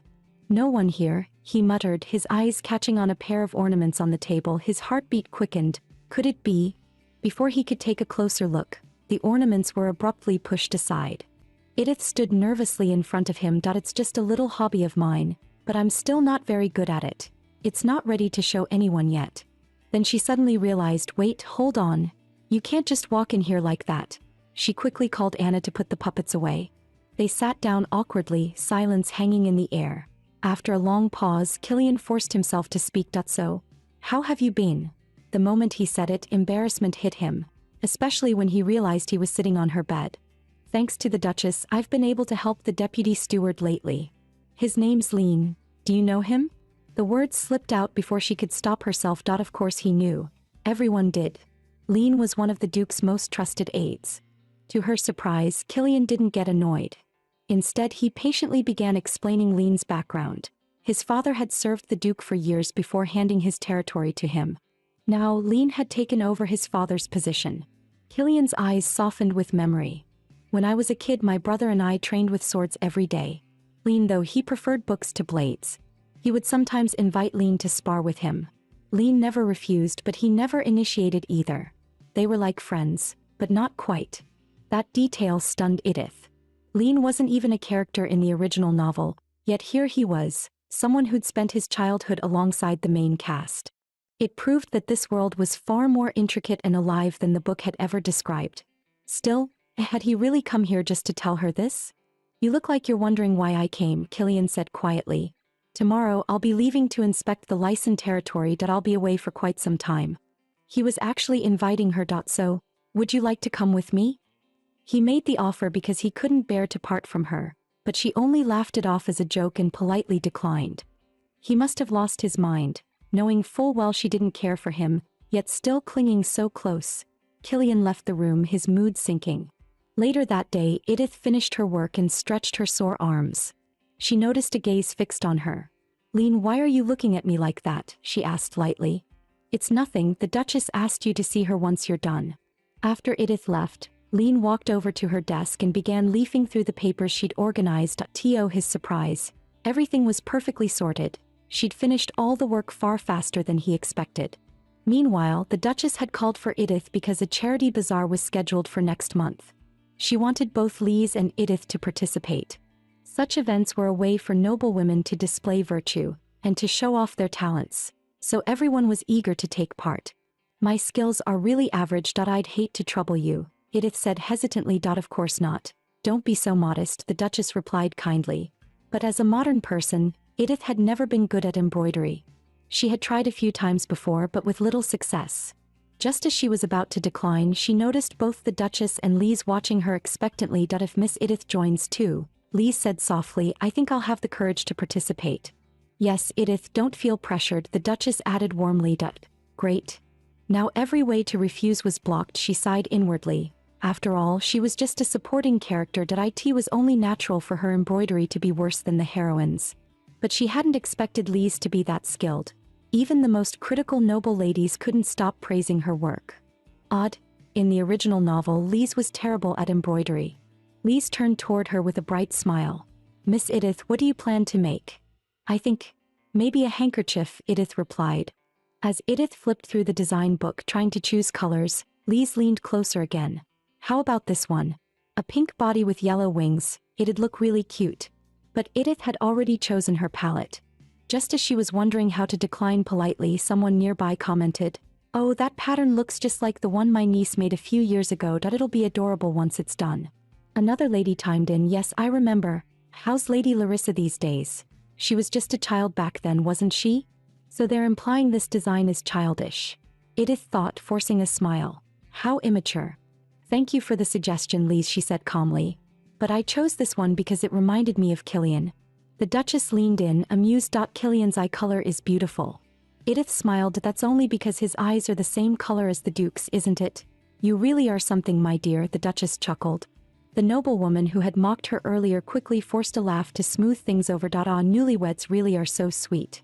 Meanwhile, Killian had arrived at the licensed territory, the place that would one day be their home. Though far from the capital, it had great potential for growth. The castle had been maintained over the years. Aside from the rather plain interior, it was in better shape than he expected. Still, he thought to himself, Edith grew up surrounded by luxury in the Rigoff household, that she'd never like a place this simple. That he decided that once he returned, he'd find the finest craftsmen to redecorate it. He asked his father, "How cold does it get here in winter?" "A bit colder than the capital," the Duke replied. "The temperature isn't the issue, the heavy snow is. But the territory's never been cut off because of it." Seeing that his son seemed rather accepting, the Duke smiled faintly. "You seem satisfied with the place." "Yes," Killian answered, "there are a lot of young people here. If we build a road across the mountains, this territory could one day become a major commercial hub of the kingdom." But that wasn't what the Duke wanted to ask. "What I mean is, are you truly content with just this?" For the first time, Killian's usually impassive expression wavered. "And if I said I wasn't," he asked quietly, "would that earn me more land, or a higher title? Or would you give me my brother's place? Make me your heir?" His voice dropped into a bitter laugh. At this point, what's the point of asking? Even though he'd done everything his father ever asked of him, he'd still been denied the only thing he truly wanted. In the end, all of it, his obedience, his ambition, felt like meaningless illusions. He looked at his father, his tone calm to the point of indifference. What could I possibly be dissatisfied with? That look, so steady, so hollow, made the Duke's chest tighten with unease. "There's no need to worry," Killian added with a gentle smile, slipping back into the role of the obedient son. "That if you grant me the title, I'll begin managing the territory immediately." He then discussed the land's future with his father, as if nothing had ever been said. Not long after, the charity bazaar began. Lise grabbed Edith's hand excitedly. "Look, I think our works are displayed over there." Edith followed her gaze and spotted the handkerchief she'd embroidered. Anna had even told her it looked good. A kind little lie, surely. The ribbons on the table signified items already reserved. Cliff will probably buy Lisa's piece, Edith thought. In that case, she murmured with a sly smile, "Let's give him a chance." She gently pulled Lise toward another booth and, just as expected, Cliff immediately walked over to where they'd been. But they hadn't gone far before a sharp voice rang out. "A low-born bastard like her dares show up here," sneered a noblewoman nearby. Her daughter pretended to scold her mother. "Mother, mind your words, the Duke and Duchess adore Miss Lise." Only to add mockingly, "Maybe they keep her around as a pet." No matter the world, Edith thought coldly, there are always people shameless enough to gossip in public. She couldn't hold back anymore. "Lise," she said aloud, her tone dripping with disdain, "I truly don't understand today's so-called high society." Lifting her chin, she sneered, "A bunch of country hicks daring to lecture others. Honestly, which backwater did they crawl out of?" The noblewoman's expression twisted. "Miss Edith Rigoff, if you don't even recognize the Countess of Brynn, perhaps you should reconsider your own upbringing and social awareness. You're the ones who should reflect." Edith shot back coldly. "It's been quite some time since I changed my name, hasn't it? Maybe weigh your own worth before you judge others." The woman's face darkened. "I've long heard the Duke's family took in a most unlikable daughter-in-law," she sneered. "Didn't expect you'd be this vulgar. Even the bastard girl has more grace than you." "Oh really?" Edith arched a brow. "Then why are you still forced to bow to the vulgar woman you despise? If this little comment of yours reaches young Master Cliff's ears, you do know what'll happen, don't you?" Her opponent fell silent, flushed with fury, but too humiliated to speak. "Pathetic," Edith thought, "and she dares to bark at me." Lise quickly stepped between them. "Edith, I'm sorry that they're friends of Countess Sinclair. They only said that because of me." "Don't worry about it," Edith replied lightly. "I've got nothing to be ashamed of. Let them talk, it won't change the truth." Still, she noticed that several people had begun treating Lise kindly. The story had reached what, in the original novel, was Phase 4, a point where opinions split sharply into love or hate. Sitting alone, Edith felt the boredom creeping in. She hadn't expected Killian to return so soon. The moment he appeared, Lise rushed toward him with bright eyes. Edith froze. Should she go greet him?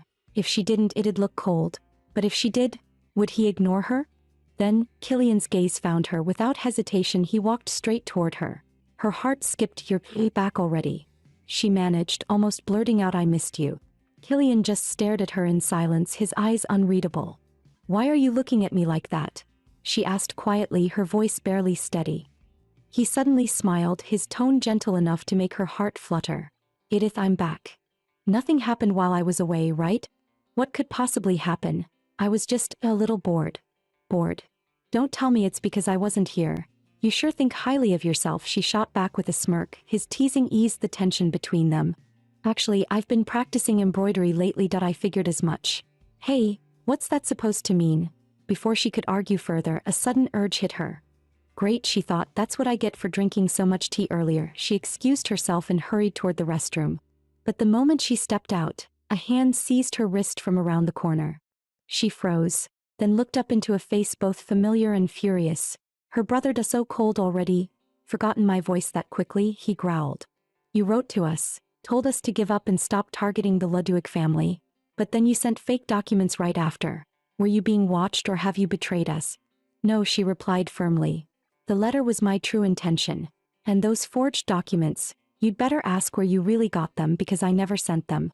Meanwhile, Killian was still waiting back at the bazaar. She'd said, "I'll be right back," but half the day had already passed.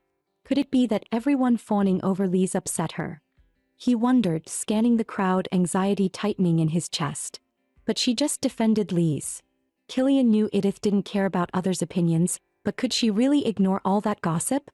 He accidentally knocked over his juice and stood up. A girl chatting with Lise greeted him. "Lord Killian, you're here too." A woman beside her smiled as well. He didn't stop. "Sorry, I spilled my drink. I'll go wash my hands." He reached the restroom and saw Edith. She was talking to a man that he couldn't hear them, but it looked unpleasant. The man soon left. Edith looked tired. What were they talking about? Turning the corner, she saw him. "You took a while. I was just looking around the estate." She spoke calmly but wasn't telling the truth. "You didn't come here for me, did you? Would that make you happy?" "Someone cared that I left. Shouldn't that make me happy?" But her expression didn't match her words. When they returned, the charity sale had ended. Edith's embroidered handkerchief was already sold, and she finally felt relieved. Killian reached into his pocket, remembering what his mother had said. "Do you know what color the bird on Edith's embroidery is?" "It's the color of your eyes," she said. "She stitched it thinking of you, and told me not to tell you. Isn't that sweet?" Killian's feelings were mixed. He was happy, but another voice told him she might have done it only to keep the items from going unsold and embarrassing the Ludwig family. The next morning, her brother suddenly showed up, claiming he was worried about his sister, and brought along Edith's personal maid. "Edith told me she's been mistreated here. She's not even allowed to attend a friend's tea party." "What nonsense are you talking about?" Edith shot back. "I refused because I didn't want to cause trouble." "Look at my poor sister," her brother sneered, still forced to watch her words in this house. "Fool, you think hiding in the Ludwig estate means I can't reach you?" Then unexpectedly, Killian spoke up. "Then let the maid stay. Since she's been by your side since childhood, the Count's family will feel at ease if she remains here, right?" Edith froze. Why was Killian saying this? She wanted to refuse, but no sound came out. Her throat felt sealed shut. A wave of dizziness hit her. She stumbled forward and the maid quickly caught her. "Are you all right, my lady?" she said gently. Then close to her ear, her tone turned vicious. "Long time no see, my lady." Watching the maid lead Edith away, Killian turned his head in frustration, unease growing in his chest. Back in the bedroom, the maid dropped her mask completely. Edith nearly forgot. This was exactly how it began in the original story. Whether it was leaking documents or poisoning others, much of it was done by the maid, Sophia. Since childhood, she had abused and beaten Edith. She was one of the novel's key supporting villains. "So, someone forged your handwriting to leak the data?" Sophia sneered. "Well, there's no rush." She yanked Edith's hair hard. "You wretched girl. Left home for a while and now pretend you don't know me. Do you really think you're the master now?" The lady she once trained now glared back at her. "I end the past. One slap would make Edith tremble." But now, even beaten, her eyes were sharp and defiant. Sophia smirked. "So what? Who would have guessed that the proud Lady Edith ain't even the real daughter of House Righoff?" Her ribs felt like they had cracked. The pain was sharper than she imagined. Sophia's blows landed on spots that would leave no visible marks. Sophia looked down at her. "So you really intend to betray your family? How is that betrayal?" "I'm just asking, why are you so sure Duke Langston will win?" The original novel never detailed the politics, but in reality the Emperor's power was solid, and House Ludwig's military strength was overwhelming. Langston had no real chance. "Oh, listen to you," Sophia sneered. "Soon the Emperor and the Ludwigs will both fall. Even if Langston takes the throne. Ever heard of a hound after the hunt? Titles and glory are just my father's delusions." That remark enraged Sophia. Watch your filthy mouth. You just need to sit there, look pretty and act like a doll. Once you lose your worth. She didn't finish the sentence. Count Righoff had once ordered her. If Edith lost her value, she was to be killed immediately. Since Sophia entered the Duke's estate, Edith had lost all freedom, beaten, starved and confined. Sophia tried to break her, but no amount of pain or threat worked. If you want food, prove your worth. Huh? You really think I'm livestock, don't you? Edith sneered. Even a beaten dog stops obeying after enough pain. Whenever Edith showed the slightest resistance towards Sophia, it always led to harsher beatings. The only moments of relief she had were the hours spent working under Lean. She was so hungry that she absent-mindedly finished all the pastries on the table. Feeling guilty, she looked at Lean. He simply said calmly, "It's fine that I don't like sweets. Do you want some more?" He really did look like someone who could endure anything. And today, to her surprise, Lean looked especially handsome. But her small refuge didn't last long. Lean had to leave for a week on business. Ever since she'd been confined, she'd been eating alone. No one had noticed her condition. And Killian hadn't come to see her for a long time. Why had he become so distant? Had he believed what Sean said? She couldn't let her thoughts spiral. Before Sophia returned, she needed to step outside for some air. As soon as she left the mansion, she ran into Lisa, who invited her to have tea together. Sophia returned just in time to see them. The sight reminded her of what young Master Sean had asked her. Find out what Lisa liked and don't tell father. Jealousy rose in Sophia's heart. She had never dreamed of marrying the young master, but in her eyes, Lisa was just a maid's illegitimate daughter. How could she ever deserve him? Back in her room, Edith was so hungry she felt dizzy. Even when she managed to eat something outside, Sophia would force her to vomit afterward. Thinking about how she had zoned out staring at food earlier, and how Killian gave her that helpless look, she felt utterly humiliated. Then Sophia returned, holding a plate of cake. Lady Lisa asked me to bring this to you, that if you keep starving, people might start to suspect something. Eat it before I change my mind. Starving beyond reason, Edith didn't think twice. She began eating, not noticing the strange smile curling on Sophia's lips. Moments later, she vomited blood, her body collapsing from the pain. The maid laughed eerily. As Edith's vision faded, she recalled the novel. In the original, she never poisoned the heroine. She had been framed as if she poisoned herself. No matter what she did, the story still followed its doomed script. The noise around her woke her up. Sophia was accusing Lisa, claiming the cake she sent was poisoned. Lisa, panicked, tried to defend herself, just like the scene from the book. Fighting the pain, Edith forced herself to speak and stop Sophia, only then noticing both Killian and Cliff were present. Sophia pretended to be worried, rushing to her side, but her eyes warned Edith to stay silent. Edith steadied her voice. I'm sorry, Lisa. Because of me, you're being misunderstood. I just overate a little. What are you saying? You were vomiting blood just now. Maybe, I'm just allergic to peaches, she said weakly, forcing a faint smile. Cliff couldn't stand the farce any longer. This is ridiculous. Search this room thoroughly. Edith didn't expect Sophia to be stupid enough to leave the poison in the room. Almost like labeling the bottle poison from me. Cliff sneered. Edith was at a loss for words. That thing isn't yours. You mean someone hid it in your cabinet? Lisa held Cliff back. Enough. Edith is still unwell. Cliff refused to let it go. My beloved is being framed. How could I stop? Wait until the investigation is over. I'm eager to hear how you'll defend yourself. Seeing Sophia's anxious face, Edith sneered. How stupid. You think you're clever, but you achieve nothing. Sophia snapped, slapping her. If you dare look down on me again, I'll really end you. The infirmary tested the drug. Not lethal poison, but it causes gastrointestinal bleeding. Cliff left as soon as he got the result. Killian looked to the doctor. She looks in pain. Any pain relief that can help? The doctor answered. There's an analgesic in the medicine I prescribed for your lady, but it won't help. She's been starving for days. Even a mildly toxic substance can be fatal for her. The doctor believed Edith had been starving herself to lose weight, but Killian knew she was never someone to refuse good food. She had lost a lot of weight lately, which felt strange. Would she really poison herself knowing how weak she was? A disturbing thought crossed his mind. If she did it just to get attention, then she was truly terrifying. Edith had once been the center of high society, but now everyone ignored her. Maybe she didn't mean to frame Lisa. Maybe she just wanted to be noticed. Looking down at her, he muttered, "I can only watch you suffer and do nothing. You're in so much pain. Why would you still take poison?" Edith, who had just woken up, heard his last words. "So he really thinks I did it." She turned her back to him, not wanting to see his face. "You're awake, Edith. Please leave." She had thought she no longer expected anything from him, yet her chest still ached at his words. The next day, it was unexpectedly Lisa who defended her. Facing Cliff's investigation, Lisa spoke up. "If she really wanted to frame me, why would she wake up saying it was indigestion? You all call her the culprit, but I've always seen Edith as my friend. She really was the angelic heroine from the novel." Edith had once doubted Lisa, but seeing her now, it was impossible to keep suspecting her. Wanting to express her gratitude, she asked the Duchess for advice and picked a small gift for Lisa.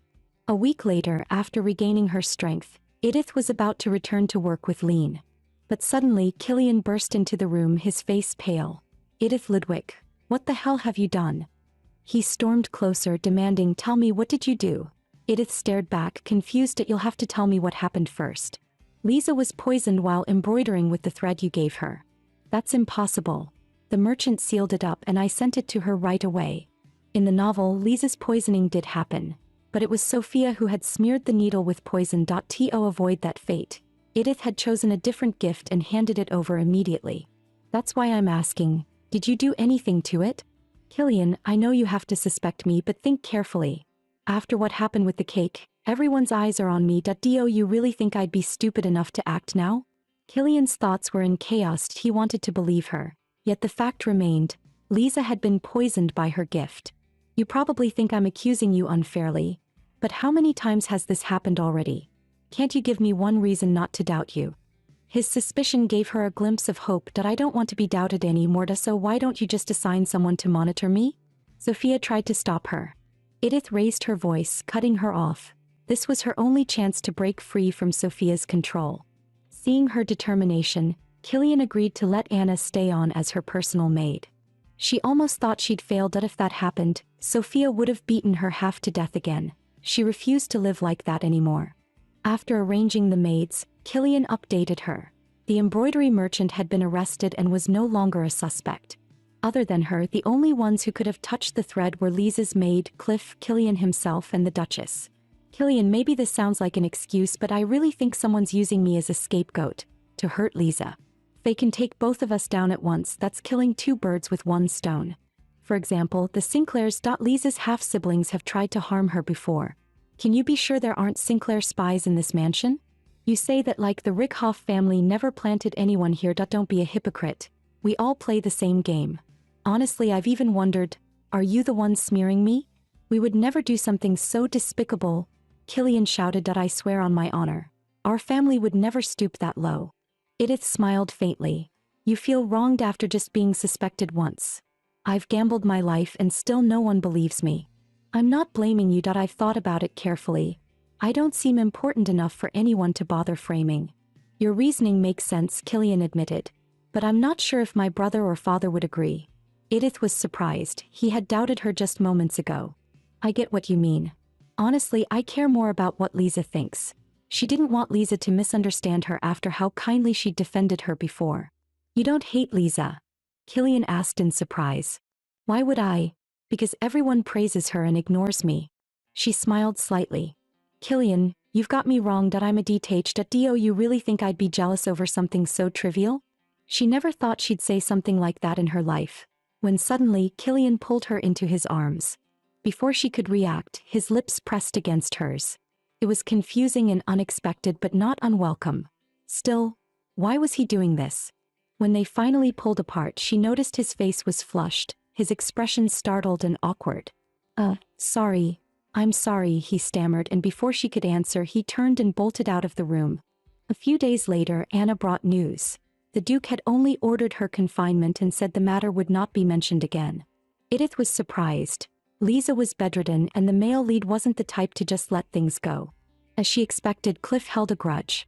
With Killian blocking him, he couldn't touch Edith directly, but there were others he could target. Killian argued with his brother. "Why do you lose your mind every time it's about Lisa? If Edith really wanted to poison her, why would she do it with a gift she personally sent? And ever since the cake incident, she's been under constant watch. She and her maid never had the chance to get poison. The Duke agreed. After an internal investigation, the facts supported Killian's reasoning. In the end, he ruled that unless new evidence appeared, the matter would remain closed. Cliff grew restless. With his brother shielding his wife, he couldn't touch Edith directly, but he had no intention of letting it go.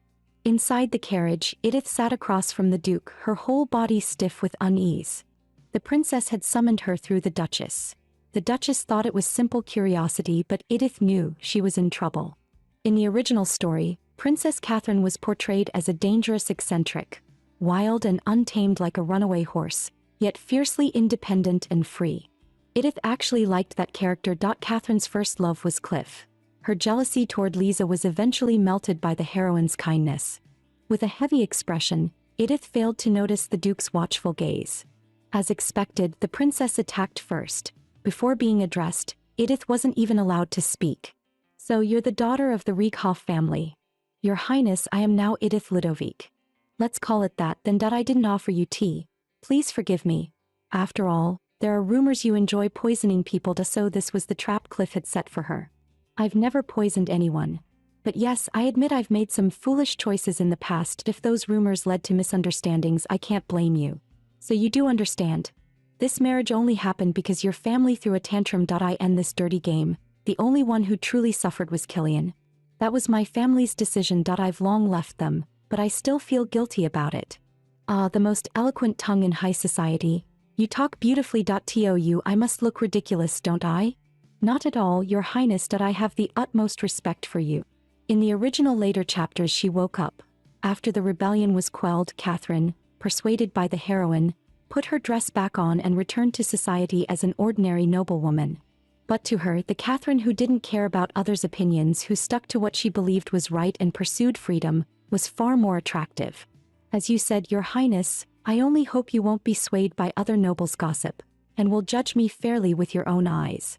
Only after leaving did she realize she'd spoken everything from her heart. She really ought to fix that habit of losing judgment at the sight of a beauty. On the way to Lion's office, she was grabbed and dragged roughly by Sophia. Sophia threatened, "This is your last chance. Steal the duchy's tax records. If you betray our lord again, I'll kill you with my own hands." To Edith's surprise, Sophia believed it was her who poisoned Lisa. "This is your last chance. My master has permitted me to get rid of you. Are you not afraid of being exposed if you kill me?" Sophia sneered. "Don't worry, I'll make everyone believe it was the Ludovic's doing. And don't even think about exposing me. You think I don't know why you've never dared?" She couldn't expose her because she was bound by the original story.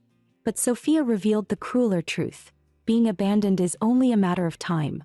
Once Killian learns you're nothing but a discarded card, do you think he'll let you live? Edith fell silent. She'd been avoiding that truth all along. Even without the story's restraints, could she really tell Killian everything? "You know how terrifying my master is. You've seen what happens to those who defy him. If you bring me the tax documents quietly, maybe I'll put in a good word for you." Edith sneered. "Want me to tell you a prophecy? No matter how hard you struggle, the Ludovics will wipe you all out, including that brother you claim to love so much." A knock sounded. Lion looked up. It was Edith. "Sorry to bother you, I think I'm a bit late." Because of the poisoning incident, she thought Lion would despise her, yet he treated her as usual. Though it was just work, that calm felt like a luxury she hadn't had in a long time. She handed the sorted documents to Lion. He suddenly spoke. "I've noticed it for a while. You work with such focus and incredible efficiency." Edith looked embarrassed. "It's only because the work is simple. No, if everyone worked like you, I wouldn't have to fire so many people. You've helped me a lot.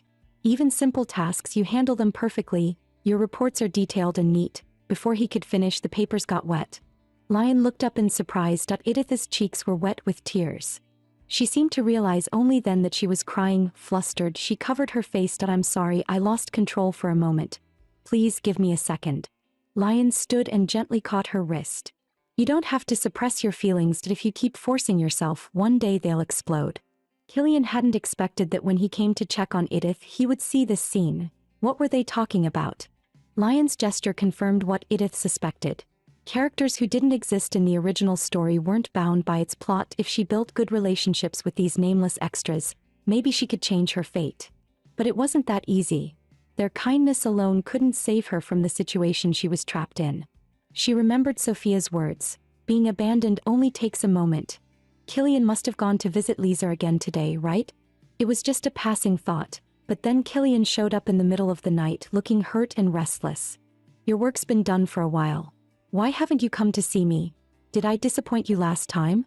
The Killian she'd heard of believed Edith was a spoiled, arrogant villainess. A seductive woman who lured men into her traps. So when he realized he desired her, he blamed her for it. He told himself she must have bewitched him. Like a fool, he looked forward to seeing her every day, but since that night she'd never once come to him. Killian had to admit it, he'd lost. Compared to being away from Edith, his pride meant nothing.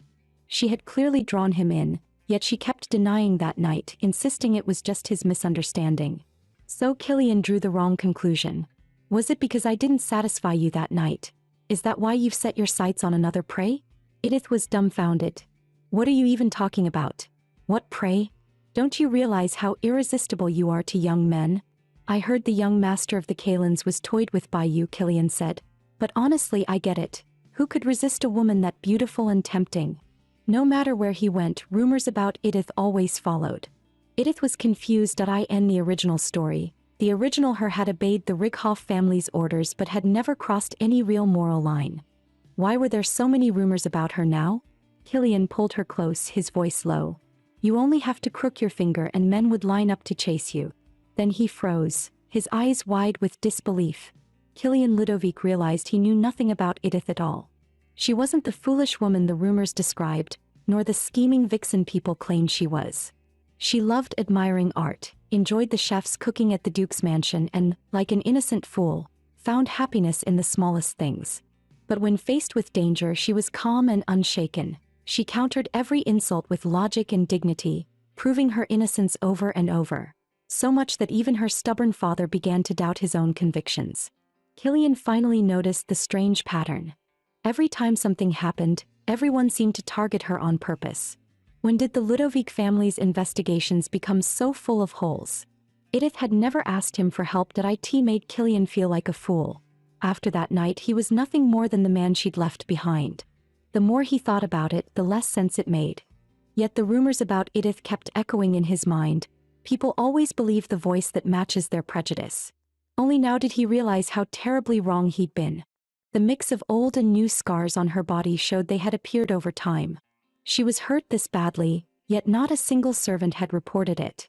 Killian tried to keep his tone calm to hide the anger boiling inside. Who did this to you? Edith said nothing.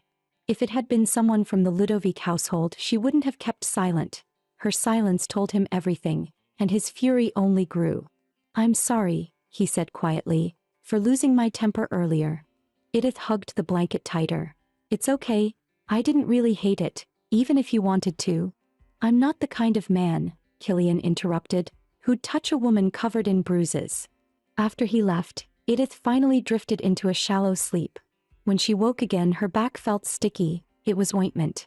Only Sophia and Killian knew about her injuries, so it must have been him returning while she slept, to tend her wounds, and she hadn't even noticed. How utterly ridiculous. Excuse me, Killian said as he entered the room with a few attendants. He threw Sophia down in front of Edith. A filthy maid claiming she was protecting her lady? You dare treat her like this? Ridiculous. A servant who can't even fulfill her duty has no right to stay by her side. I've served the lady since childhood. Sophia protested. Since childhood. Killian's brow furrowed. Of course I was trained as her personal maid from an early age. Since you understand your duty so well, Killian said coldly, explain this. Your lady's body is covered in bruises. You didn't report it and you didn't even treat her. No matter how I see it, the only one who could have caused those wounds is you. Sophia protested weakly, but the lady never told me she was hurt. Just small scratches maybe. Small wounds. Killian's tone turned lethal. Do you want me to give you a few of those small wounds myself? Sophia went pale, completely frozen in fear. Edith is my lawful wife, Killian continued. What were you thinking? That if the bruises are hidden under her clothes they don't count? And I'm curious, how important are you to the Rickhoff family? They actually begged me to return you unharmed. Edith was stunned that it wasn't even noon and Killian had already contacted the Rickhoff family. Turning to her, he said firmly, Edith, regarding the maid, I'm not taking your advice this time. Edith froze. She could tell he had already sensed that there was something she couldn't reveal. Killian asked Anna to look after Edith, saying he would personally escort Sophia to the carriage sent by the Rickhoff family. The Duke's second son escorting a maid himself. It was practically a public declaration that the maid was guilty. For the first time, Anna spoke with emotion. My lady, may I look at your body? Edith didn't refuse. When Anna saw the bruises, her usually cold face finally changed. Her voice trembled. My lady, you're hurt like this, why didn't you say anything? The worry and tenderness in Anna's eyes strangely soothed Edith's heart. It felt unexpectedly good to be cared for. As the story's second male lead, Killian became the first variable to break the script. The puppet had gained self-awareness and, under the system's restriction, fell in love with the villainess he was meant to destroy. Kuroki couldn't understand why a character he created would suddenly refuse to obey. The system urged him to set up the Phase 2 condition. Others had cleared the first phase before, but this was the first time it made him feel genuinely afraid. Most players who transmigrated into Edith behaved the same, avoiding the villainous route and choosing the path of kindness. Once they entered the Duke's mansion, they inevitably became drawn to the two brothers, and the plot stayed on course. Everything remained stable until the file leak incident. Then those players would panic and collapse. Only the 13th Edith was different. She stayed calm and proved her innocence. Not only that, she tried to win over supporting characters who weren't fully controlled by the script, as if she knew exactly who the system couldn't restrain. Kuroki thought she'd keep that defiant spirit forever, but unexpectedly she gave up. That moment fulfilled the first phase condition, weakening the system's control, and Killian finally began to awaken as himself. But Kuroki wasn't worried that a faint smirk crossed his lips. The game had only just begun, and this stage's condition wouldn't be so easy to complete.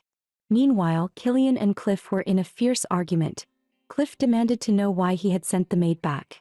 Without evidence, forcing an investigation will only make us look guilty, Killian replied coolly. Besides, I never trusted that maid from the start. The truth, however, was that Killian had discovered during the investigation Edith wasn't the real daughter of the Rickhoff family, that he couldn't risk exposing that secret. If her identity were revealed, their marriage would be annulled. That was why Edith had always remained silent. A clever woman like her, beaten so badly yet saying nothing. No, wait, she had asked him to send another maid to watch her. Was I being used again? Killian thought grimly. Killian, what are you thinking? Cliff's voice cut through sharply. Lise stared at him with tears in her eyes. Then that voice echoed again in his mind. How could you ignore my illness, because of Edith? Killian froze. He lowered his gaze, his voice soft. I just have too much on my mind. Lise smiled gently. It's okay, Cliff. Don't blame Killian. I'm actually glad he's thinking about Edith. When I was sick, you all came to see me. Edith must feel so lonely. Killian, I hope you can comfort her. Maybe have tea with her, take a walk. Be warmer to her, just like you are with me. Killian didn't need her to say it, he already intended to do so. On the first day he invited Edith for tea, but she turned him down. He thought he'd been too forward. The next day he invited her to dinner in advance, yet she refused again. On the third day he asked her to take a walk in the garden. She declined once more, saying she preferred to stay inside and read. That's when Killian realized she was avoiding him. Had he done something wrong again? He reflected on it. Maybe his earlier mistakes and pressure had pushed her too far, so he decided to spend more time with her, to understand the real Edith. But it turned out to be harder than he thought. Maybe he was just overthinking it. Maybe he should just do what he did last time, barge right in. Killian, what are you doing here? He stammered for a moment before forcing out a reason. Today they have peridot strawberry tart. Do you want to go eat it with me?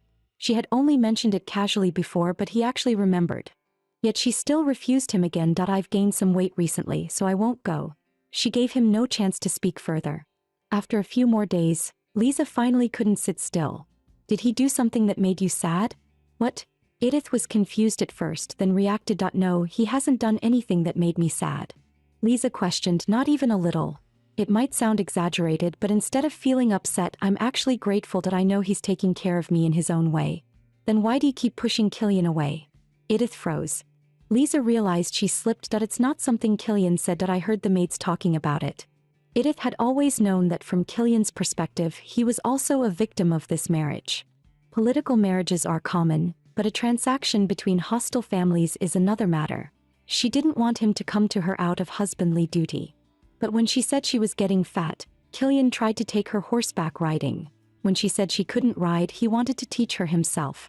He even followed her to Lean's office while she worked there. Of course, all of this was in vain. And the reason Edith kept refusing him was because Killian repeatedly mentioned her former reputation. Since she had decided to change, rejecting him was the only choice.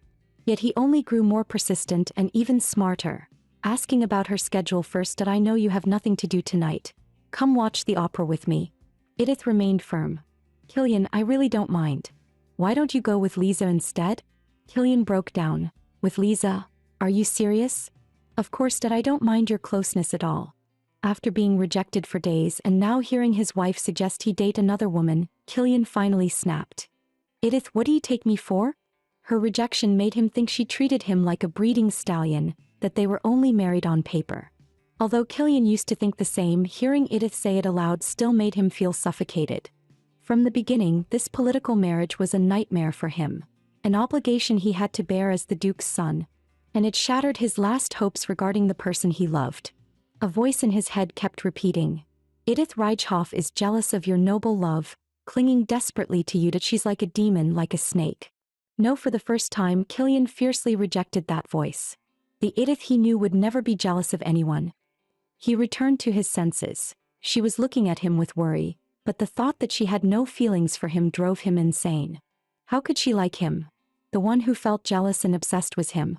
Do you really not want to be with me that much? Or, do you have another man? Is it Lean? Edith was confused. Why bring up Lean? Something felt wrong. Killian, wait. His expression looked genuinely hurt that he started saying strange things. Did I understand nowadays your legal husband? I only need to play the role of a stud, right? Edith was stunned by his imagination. She tried to deny it, but he interrupted. I get it, that I've been out of line these days. After saying that, he kissed her. Edith wanted to refuse, but when she remembered the hurt look on his face, she suddenly couldn't say anything. Then Killian lifted her up. The system's voice rang again. You have met the second stage exception requirement. Due to an unexpected event, the original author's authority has been reduced. It was absurd. Did the system refresh the conditions every time she was with Killian? Second stage requirement. Reject Killian's proposals 10 times.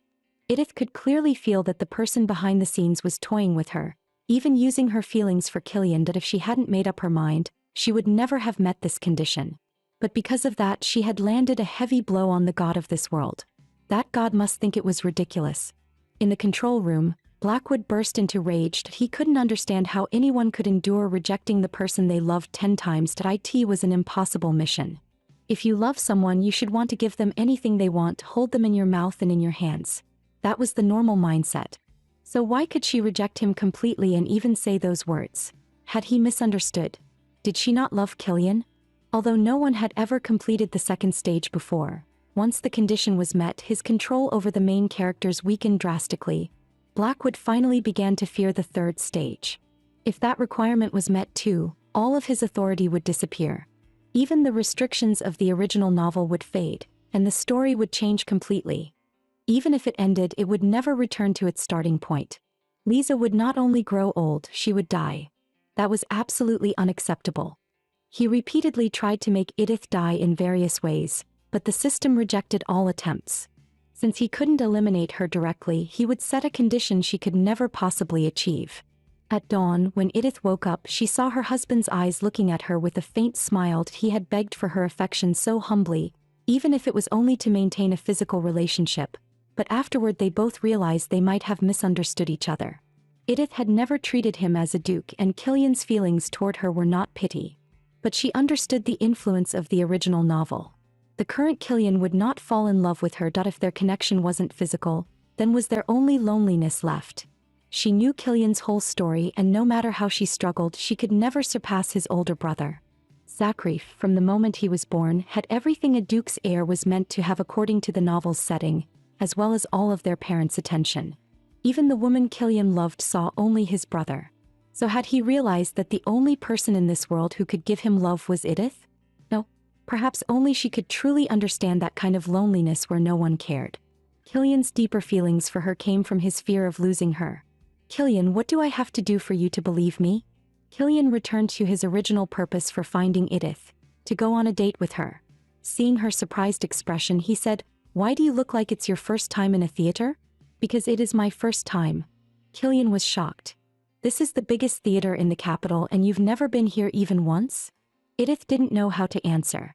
The more she dug into the original host's memories, the more she realized the former Edith had been nothing but a puppet. She had never seen an opera, didn't understand music or art, and had never even read a book. Lene Righoff had intentionally raised her in ignorance to make her easier to control. The opera began. Tonight's performance was Audrey. She was born into a fallen Viscount family, and while picking wild berries in the forest she found the injured Laszlo, whom she saved. Laszlo lied that he had lost his memory and stayed by Audrey's side until his wounds healed, but in truth he was a prince from a neighboring country hiding from pursuers. Soon after they fell in love, but the Viscount, wanting to restore his family, planned to marry Audrey off to the wealthy Baron Hubert. Laszlo begged Audrey to elope with him, while Baron Hubert, even knowing she loved another, still tried to tempt her with money. The girl prayed to the gods, torn between love and her duty to her family. What should she choose? Edith was captivated by the superb performances, while Killian spent the entire show watching her. Only after the curtain fell did she ask, "Are you okay? If I'd known opera was this good, I wouldn't have refused you." Killian looked at her. "If you were Audrey, who would you choose?" "I'd choose Hubert and I would never kill myself." "Are you serious? You'd choose the man who has nothing but money?" "Killian, think about it. Laszlo is actually the jerk." He knew Audrey's situation yet hid his identity just to test her love. Killian couldn't understand that if they truly love each other, how could she be tempted by a little money? It's not like that. Audrey's marriage concerns her family's survival. Dice for the rest. Aren't you the one who understands that kind of pain the most? Although the opera portrayed Hubert as the villain, he truly loved Audrey. As long as it was something she wanted, he never hesitated, and he kept waiting for her to change her mind. Although the opera was touching, its ending wasn't realistic. Audrey killing herself just because she saw Laszlo marry the princess was an extremely foolish act. That wouldn't happen in real life. If she weren't the tragic heroine, she would have become an ordinary yet happy wife with Hubert. Killian was still doubtful. How is that possible? Edith smiled. Because of time. A heart that seems unchanging will change. Wounds that seem unable to heal will quietly heal. Humans are far stronger than we think. At that moment, Edith seemed to glow in his eyes. Something indescribably beautiful, making his heart throb. But then the voice in his head spoke again. "She's using sweet words to tempt me." No, she was simply strong. She was a woman who was unyielding, who never gave up, stronger than anyone. Killian took her hand and formally invited her for the first time. "Edith, if you're not tired, would you like to walk around the city with me?" After sharing that intimacy, he wanted even more to understand her. Ever since the opera, Killian's eyes seemed glued to her, to the point of making Edith shy. She suddenly noticed a ragged little girl nearby. "Killian, wait a moment. How much for all these flowers?" The girl was surprised. "All of them?" "Yes, all." Killian came over. "Is this enough?" "It's more than enough, sir. Thank you so much." A noblewoman whose husband was right beside her yet still bought flowers personally. Perhaps in this entire empire, only she would do such a thing. It was the first time I ever received flowers. Killian, however, thought Edith was only trying to cheer him up. "It's your first time receiving such wilted flowers, right? If it were earlier in the morning, they might have been fresher." "No, they're perfect. This is truly the first time I've received flowers." To Killian, this was simply unbelievable. Although many people had confessed to Edith and sent her flowers, not a single one had ever actually reached her hands. Whether in her previous life or this one, this was the first time she had ever received flowers. She always thought she wasn't such an emotional person. Even though Edith was smiling, Killian felt a strange ache in his heart. "Shall we look around other places next?" She took the initiative to hold Killian's hand and pulled him forward. They said they were strolling, but Killian spent the entire time watching her. No, his eyes could only see her. A clown suddenly rushed out, startling her, and began circling around her. Seeing Edith send him a silent plea for help, he actually felt delighted. "Stop teasing my wife." Aside from calling her Lady Ludwig, he had now begun directly calling her my wife. In fact, everything here had originally been prepared for Lisa. These beautiful streets and plazas were meant to be the places where she would go on dates with the male leads. And the reason Edith and Killian could enjoy all of this, was it because she had met the second stage condition? If the second male lead's change happened because the second stage was fulfilled, then once the third stage was completed, would they be able to break away from the original story and gain freedom? To love normally, to share sorrow together, to share joy together. Living freely like those nameless people in the original story. There were many things Killian couldn't understand. He guessed Edith was interested in art, but when he invited her to the opera, he still worried she would find it boring. He assumed she had already watched such operas with countless men before. He never imagined that it was actually her first time and that she cried like a child. Who would have thought someone like her had never received even a single bouquet of flowers? When they parted, she smiled and said she was happy because she had tried so many firsts. His heart was filled with a thrilling joy. "Killian," someone called out to him. "Why are you back so late?" Lisa's expression looked wrong. "Did something happen? I heard someone saw Edith applying poison to the embroidery thread. The person who said it was MIF who works in the estate, but she suddenly disappeared today. Cliff has been looking for her all day." Killian frowned. "What? Why are you only saying this now? Why not earlier? And how did Cliff even find out?" Lisa lowered her head. "I don't know. Cliff said he would investigate, but I thought you should know." "Killian, could Edith really have wanted to harm me?" Killian was about to say of course not, but that voice in his mind echoed again. Of course it was that vicious woman. But this time the manipulation no longer worked. He turned his head. What was that sound just now? Unexpectedly, Killian directly denied it. Edith would never do that. Even if it were Rickhoff's orders, why would she leave Ludwig unharmed and choose to kill someone who has nothing to do with her? For Killian, there was only one reason Edith would harm Lisa: jealousy. But clearly that didn't apply. Edith didn't crave his affection at all. She even felt burdened by his gestures. Killian brushed Lisa off with just a few words. Her attempt to accuse Edith didn't make him doubt his wife. Instead, it made him wary. Ever since their last date, Killian had been sticking to her every day, which left Edith confused. "Didn't you say you had something to do today?" "I simply forgot to greet you. My lady, I'm back." "This face is cheating. I'm serious. What's wrong with you? We've already eaten together for several days in a row. Isn't that normal for a married couple?" Killian suddenly thought of something and his expression became serious. "I was wrong before. What I said that night was sincere. Even if it was late, I know I've done too many things wrong. But if you're willing, I want to start getting to know you. Even though you're a suspect in the spy case, I believe you didn't do it. Most importantly, I hope that person isn't you." Only now did Edith feel he had truly changed. "Killian, thank you." Her reaction surprised him. "That's not something you should thank me for. If anything, I should be the one apologizing. So, is it okay? I want to spend more time with you. I want to know what you like, what you hate. Even your smallest habits. I don't want to miss anything." A suddenly enlightened man is really dangerous. She almost forgot how persistent male leads in novels could be from that day on. Except during work, Killian stayed by her side all the time. She thought it would feel awkward, but being together was even more comfortable than she expected.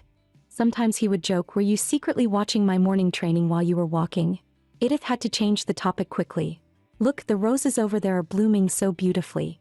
She wasn't dressed warmly and Killian worried she would catch a cold, wanting to fetch a cloak. When she joked that even if she caught a cold he wouldn't notice, he actually got angry and scolded her for talking nonsense.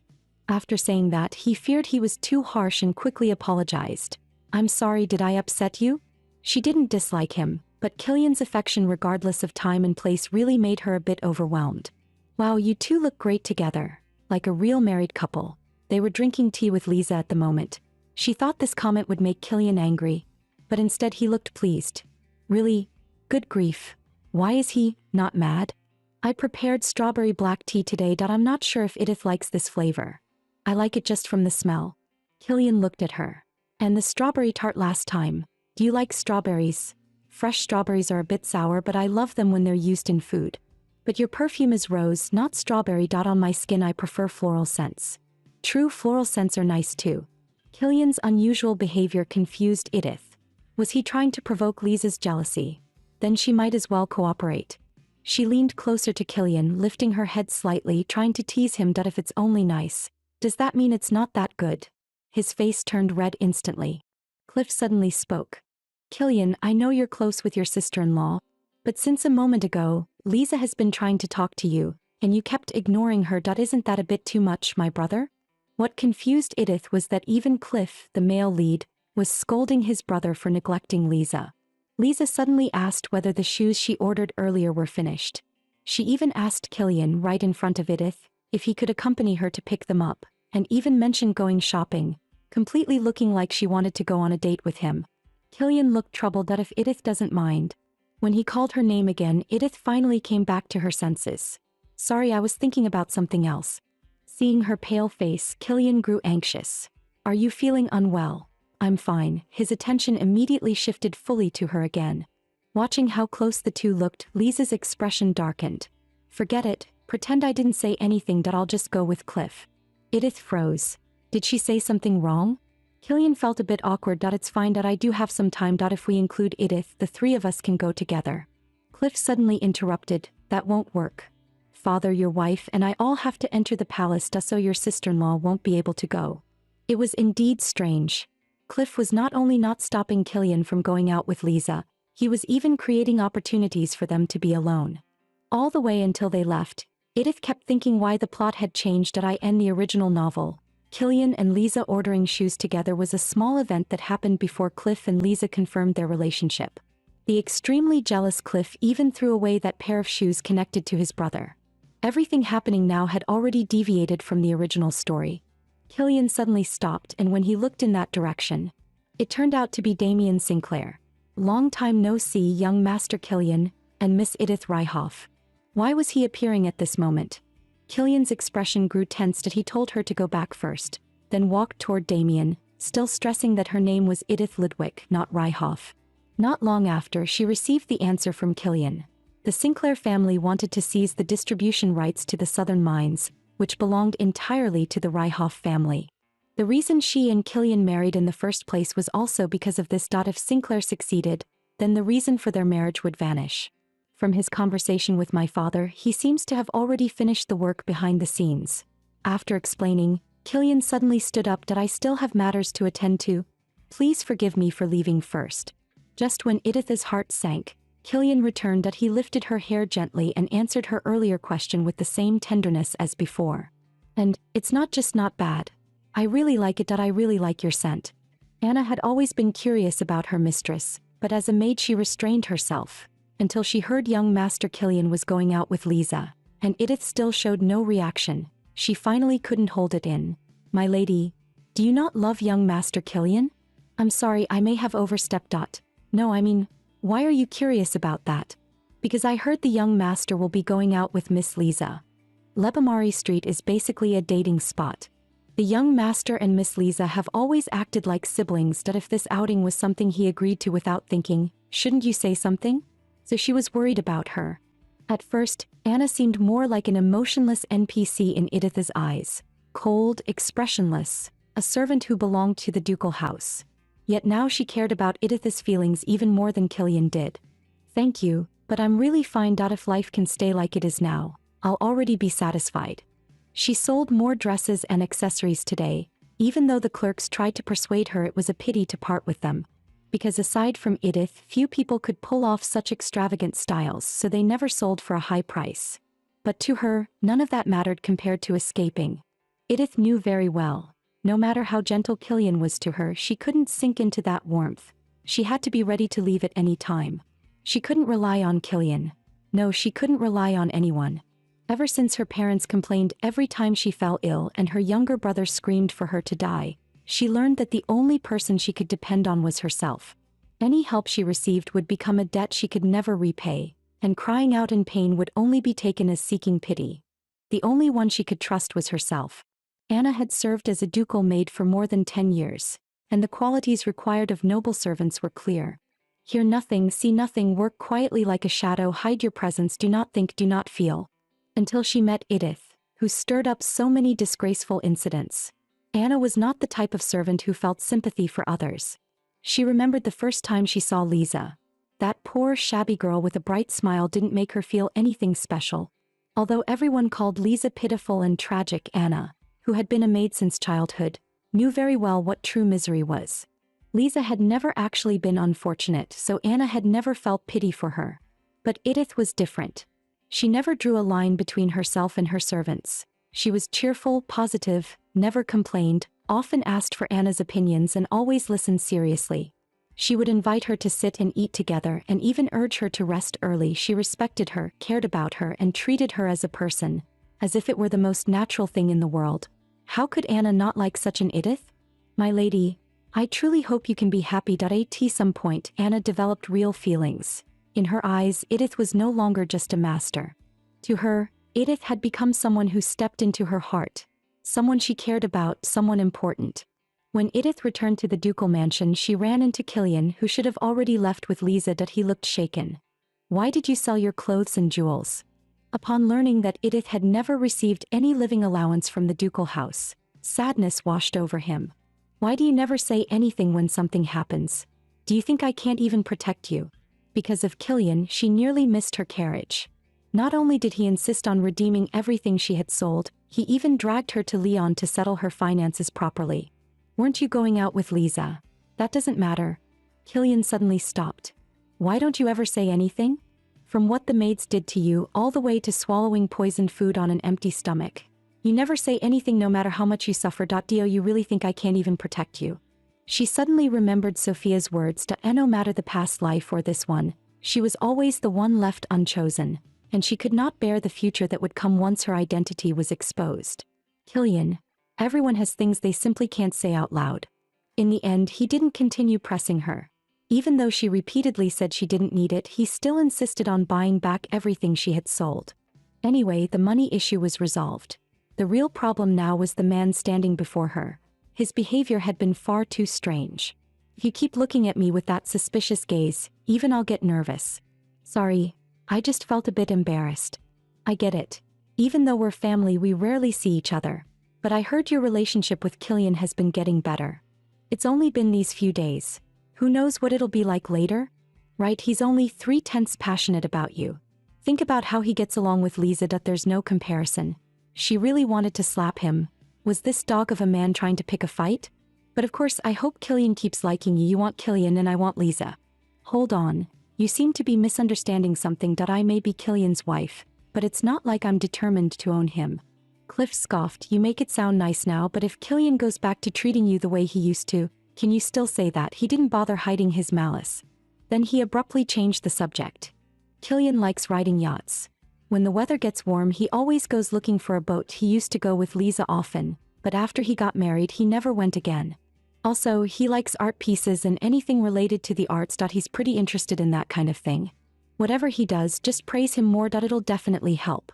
After all, he's always overshadowed by me, to the point he's got a psychological shadow. Cliff's eyes were full of contempt. He looked at her with a faint, mocking smile. Your reactions are quite entertaining. Edith had always thought that since they were brothers, even if they fought fiercely over Lisa in the original story, it shouldn't be this bad. When they arrived at the palace gates, Cliff extended his hand. Use the information I gave you. It'll benefit both you and Killian. Think it over. Alright, do you know a maid named Safina? Who is that? Brown hair, freckles on her face. Never mind, if you don't know that it'd be better if you did. I enjoyed chatting with you. Hope you have fun with the crown princess. Edith had no idea why she was brought to the palace, and there was no time to ask. She never expected the crown princess to take her horseback riding, personally teaching her no less. Eyes forward. Back straight. The level of horsemanship depends on the rider. If you hesitate or get timid, an accident is bound to happen. Was the crown princess taking revenge on her? The rudeness from last time still felt like a thorn lodged in her heart. The crown princess suddenly spoke. Killian asked me to do this. Edith was with the crown princess. Killian asked you to teach me horseback riding? At first, she thought she misheard. She was quite displeased with Killian's request. You want me to teach Edith Rieghoff to ride a horse? Yes, but now she's Leduig. It turned out Killian planned to take Edith to his territory soon. In winter. It snowed heavily there, making carriages unusable, so riding would be far more convenient. He originally wanted to teach her himself, but Edith didn't seem to like the idea and kept refusing. I don't understand why you're doing all this. Aren't you two in a political marriage? Once things stabilize, shouldn't you get rid of her?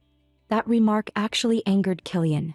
Did my father ever say anything about disposing of a temporary wife?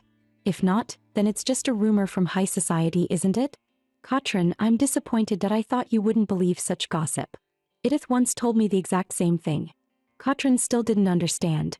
But until just recently she was still Riekhoff. Are you planning to separate all of Riekhoff's disgraceful deeds from her? Killian sighed helplessly that it might sound unbelievable. But the schemes of the Riekhoff family have nothing to do with Edith. I can't explain the details to you yet, but I hope you can trust me. Since you said Edith told you the same thing, Katrin, why don't you try approaching her yourself before deciding anything? The princess actually began apologizing at this moment. You and Killian were right that I dragged you out to ride for no reason and even made you watch my mood. Those people calling you the villain of the century are the real joke. So I'm sorry that I thought you used dirty tricks to tempt Killian. Without even checking the facts, I said those hurtful things to you. I showed my worst side to someone who has always respected me. It's shameless, but can you accept my apology now? Killian said you were much softer-hearted than you look. Turns out he was right. The heroine planned an entire day of dates to win back the male lead, yet her very first request was rejected. She grabbed Killian's arm. That's the shop I wanted to visit last time. Aren't we out today to pick up the shoes? Even though I'm late, I came according to the shop's business hours. Not only was Killian late to his appointment with Lisa because of Edith, he also refused Lisa's other requests. Why didn't you tell me earlier? Lisa's expression changed instantly and her gaze darkened. She's the brightest person I've ever seen, kind, warm, and sunny. Just looking at her feels adorable. If only she would look only at me, smile only at me. That thought appeared in the boy's mind when he first met the girl. Because it was his first time feeling such emotions, he believed it was love.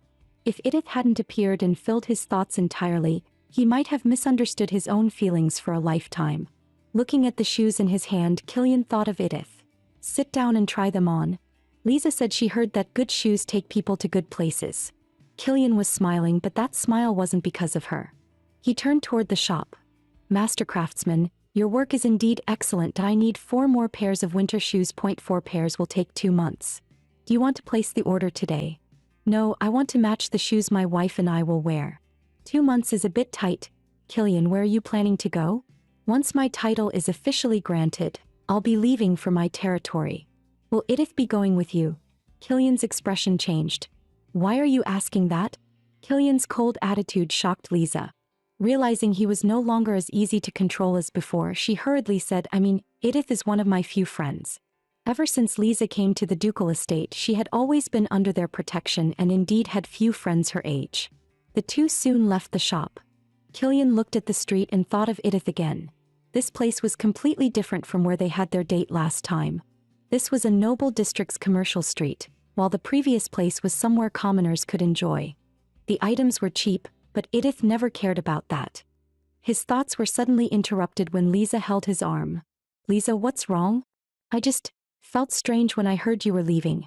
Seeing Lisa like this, Killian finally agreed to accompany her a bit longer.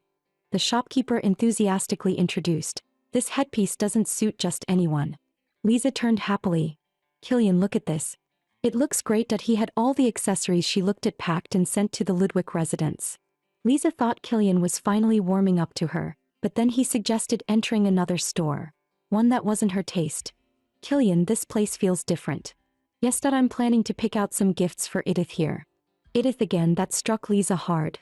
Edith, shouldn't she prefer more extravagant accessories? At first I thought so too. But after getting to know her, I realized that's not the case. Rather than large, flashy gemstones, she suits elegant and sentimental designs. After saying that, Killian focused on choosing gifts. This hairpin garnet. Pretty good for a light accessory. This one also seems to suit her. Excuse me, does this satin ribbon come in other colors? Late at night, Cliff happened to pass by Edith's room and witnessed a warm scene. His younger brother, who had spent the day shopping with Lisa, was now picking out a pile of gifts for Edith, and even braiding her hair himself. Killian's taste was so good it surprised her. She liked every gift. Because I've been trained since childhood to recognize fine items. Turn around a little. He began braiding Edith's hair. How is it? The satin and pearls match her red hair perfectly. He had always known how beautiful Edith was, but he still couldn't help his heartbeat speeding up. It suits you perfectly. If I'd known you liked it this much, I would have bought more. Cliff watched the two of them, smiling in a way that was hard to read. He headed toward his original destination, pretending not to know anything. That I heard you weren't feeling well, so I came back early. Seems Killian really put in effort to please you today. No, Killian is loyal to Edith. That I only caused him trouble for nothing. Cliff pushed her gifts aside. Lisa, do you really care about Killian that much? I care about both you and Killian. You know that's not what I mean. Can't I be your only one? Right now you look like you can't bear to part with Killian. Lisa panicked. That I just walked too long, so I'm tired. Right? What did you do today? Do you still care what I did? Of course. That I was thinking about you the whole time I was out. That I might as well have gone with you instead. Speaking of which, I actually had a nice chat with my sister-in-law in the carriage today. That I told her Killian likes taking yachts out in the summer. Lisa, my entire existence is for you. Whatever you want, anything, I will give it to you. Lisa lowered her head. Cliff. Then please focus only on me. Are you still focused on me now? That might be a little dangerous. A few days later, Edith decided to try Cliff's suggestion and mentioned going boating. In her previous life, let alone a yacht, she had never even ridden a duck boat. She was only testing him. As expected, Killian happily invited her. I happen to have a yacht. If the weather is good tomorrow, let's go together. Seeing his reaction, she was glad she mentioned it. Anna, contact Mr. Samuel and have the yacht prepared. The next day, Edith ran into Lisa on the road. Where are you going? You look so pretty today. I'm going to the lake with Killian. You're taking the yacht, right? Killian's yacht is beautiful. He takes me there every year. Sometimes we even fish together. You two will fish today, right? I didn't hear anything about fishing. Then if you get the chance, you really should try it. It's a lot of fun. Lisa's words were strange.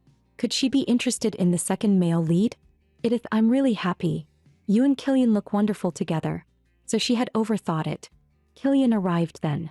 After saying goodbye to Lisa, he reached out his hand to Edith. Edith boarded a boat for the first time. This was a view she had never seen in either her past or present life. She was like a little bird learning to fly, amazed by everything. Killian responded to her excitement one sentence at a time. Look over there. Don't lean forward too much. You'll get hurt. I'm really glad you like it this much. She could feel the warmth left on his coat, and his burning gaze. What are you doing? Come on, don't ruin the mood. You're holding a woman with her eyes tightly shut. How can you not know what you should do? The rest of her words were blocked by Killian's kiss. This was probably the most beautiful day she had experienced since transmigrating, so much so that she never expected what would happen next. She faced death once again, but this time she was no longer passive. The system no longer supported the original author unconditionally. Before boarding, Killian double-checked whether the yacht had been thoroughly inspected. Mr. Samuel guaranteed it, swearing he had not overlooked a single detail. Everything felt almost perfect. If only it could stay this way forever. After they parted from their embrace, Killian still felt reluctant. When Edith first mentioned rowing, he had minded it a little. After all, it was a popular date activity. He wasn't just jealous, he was jealous to the bone. Hearing Edith say nothing had happened, Killian was cheerful again. So it really was just me, he thought. The rest will continue when we get home. For now, let's eat first. When the food was ready, Killian prepared to lower the sail and stop the boat. But suddenly he sensed something wrong. The sail went out of control, turning in another direction. The boat abruptly accelerated and shook violently. He spun around and shouted Edith's name. But it was already too late. Edith lost her balance and fell backward. Right before falling off the boat, she clearly saw Killian rushing toward her. Her soaked gown grew unbearably heavy, dragging her downward. The shimmering water that looked gentle from above was freezing cold and stabbed like needles. She had to stay awake. She couldn't die here yet because Killian was the one destined to kill her. This yacht accident never existed in the original novel. A system alert suddenly rang out. When Edith dies as the villainess, the story will return to its original track. Time until death, 3 minutes. What was this? It was outrageous that if the plot returned to its track, then her relationship with Killian would also reset. Would Killian look at her corpse with that same contempt again? Right before she lost consciousness, a hand shot toward her. Edith slowly opened her eyes. She hadn't died. Anna was praying at her bedside and jerked her head up the moment Edith made a sound. The story had shifted again. She already knew the original author held hostility toward her, setting conditions she would never fulfill just to block her. She had broken free from the novel's storyline, but to her the hardest enemy wasn't the unseen author. It was the novel's own rules. Every character's attitude and actions, even her own behavior, were bound by the framework of the original story. But she never imagined that the world outside the novel could threaten her life too. She couldn't give up. At least she'd gained some information while unconscious. When she recovered from the agony of drowning, the system gave her a new message. Due to the author's excessive interference, parts of the plot had collapsed. The author's control was weakening. Now she knew, the novel itself was no longer on the author's side. After surviving death, Toina actually laughed. So, you're constrained too, huh? The moment his wife fell off the boat, Killian's heart nearly stopped. When he saw her sinking into the lake as if falling into an abyss, he forgot entirely how he managed to swim over. The intense regret, guilt, and self-blame all turned into a desperate cry. Edith, please, look at me, I'm begging you, don't leave me like this. He should have told her then. Told her that even when he went out with Lisa, she was the only one in his mind. Whatever he saw, he would first wonder whether she might like it. No, it should have been even earlier, when she said she didn't trust him, when he criticized her with harsh words, when he spoke those cruel things to her. All of it now drove him to the brink of madness with regret. In the underground interrogation room, he walked toward the bound man. That you've worked in the ducal house for 10 years without a single mistake. That I thought you were someone I could rely on. Does the trust of the ducal family mean nothing to you? Killian roared. Speak. Who ordered you to do it? Just then someone rushed in. Young master, the lady, she's awake. Edith had barely sat up when Killian arrived and pulled her tightly into his arms. His body was warm, yet trembling slightly as if he were terrified. Edith gently patted his shoulder. I'm fine now, Killian. Let me look at you. Why is your face so pale? Why else? Because you almost died. When Edith asked what had happened, he answered that the sail had malfunctioned. That if it had been checked properly, such a thing wouldn't have occurred. I'm investigating who ordered Samuel to do it. Killian, wait, I don't think he did this. Do you really believe he's the type who would? He hesitated before replying. I don't think so either, but people's hearts are unpredictable. Would he not know he'd be caught immediately? Edith said, this feels very similar to the poisoned embroidery incident. She already knew the answer. Since the system said the original author over-intervened, then this must also be his doing, using a scene that didn't exist in the original to eliminate her. First of all, characters with less presence in the book are less affected. Like Anna and Lean. If the author could control them, he wouldn't need to construct such a complicated scheme. This means he can only guide people who hated Edith in the original story, and Samuel, who never appeared in the novel, cannot be controlled. But she couldn't tell Killian the truth directly, so she had to use another approach. Most importantly, she knew what it felt like to be falsely accused, and she didn't want an innocent person to suffer. In the end, Killian listened to her and released Samuel. However, Edith's pale, drained face kept appearing in his mind. He had to pull himself together and catch the real culprit. In boating accidents, most victims were women because they wore formal dresses that made self-rescue almost impossible once they fell into the water. So the target this time wasn't him, it was Edith. Killian began recalling all previous incidents. He must have missed something. At that moment, a servant reported that Mr. Samuel requested an audience and brought new information. Edith's kindness hadn't been wasted. Samuel indeed brought a clue. After checking the boat, he had left briefly before dawn. Later, Cliff arrived, saying Lisa had dropped something nearby and he had helped her look for it. Although it wasn't a long period of time, if anything happened during it, then it was indeed his negligence. What is your reason for saying this now? I already let you go. As long as you stayed silent, this matter would be over. Samuel, who had kept his head lowered, removed his hat. His eyes were firm. He said he had to catch that person. The one who wished to harm the lady was still walking around freely. If that person escaped because he stayed silent, what then? The information Killian couldn't obtain even through torture came instead from Edith's kindness and trust. I am willing to accept punishment for my failure. Raise your head, Samuel. Edith doesn't want you punished. Even if she knew all this, her feelings wouldn't change. She might even thank you for being honest. After Samuel left, Killian fell deep into thought. There were even more odd points, such as Cliff appearing before dawn to help Lisa look for something. Together with Lisa, whom they met before departing, poisoned embroidery, the poisoning attempt, the leaked documents. Every incident had traces of them. Although he had said he would investigate, it was dismissed as his misunderstanding. Cliff and Lisa had never actually been investigated even once, which meant there was no guarantee they were innocent. The thought that surfaced made Killian's head throb violently. But this time he didn't stop. He endured the pain and forced himself to piece the information together. Besides the people who appeared by the lake that morning, he also needed a way to investigate the heir of the Duke's family, his brother and his brother's lover. Aside from the investigation, Killian stayed by her side these past few days. Edith could feel how much the accident frightened him. He even fed her canellis himself, completely breaking his usual demeanor. Killian told Edith about Samuel's confession and conveyed his apology. If it weren't for you, I wouldn't have obtained any information about the case. This was all thanks to you. That he sounded a bit uneasy. Thank you. Killian, that's what I should be saying. Come on, open your mouth. That he started feeding her again. Just then someone came to visit. It was Cliff and Lisa. Cliff brought a bouquet and apologized, saying the boating trip had been his suggestion and he felt guilty about the outcome.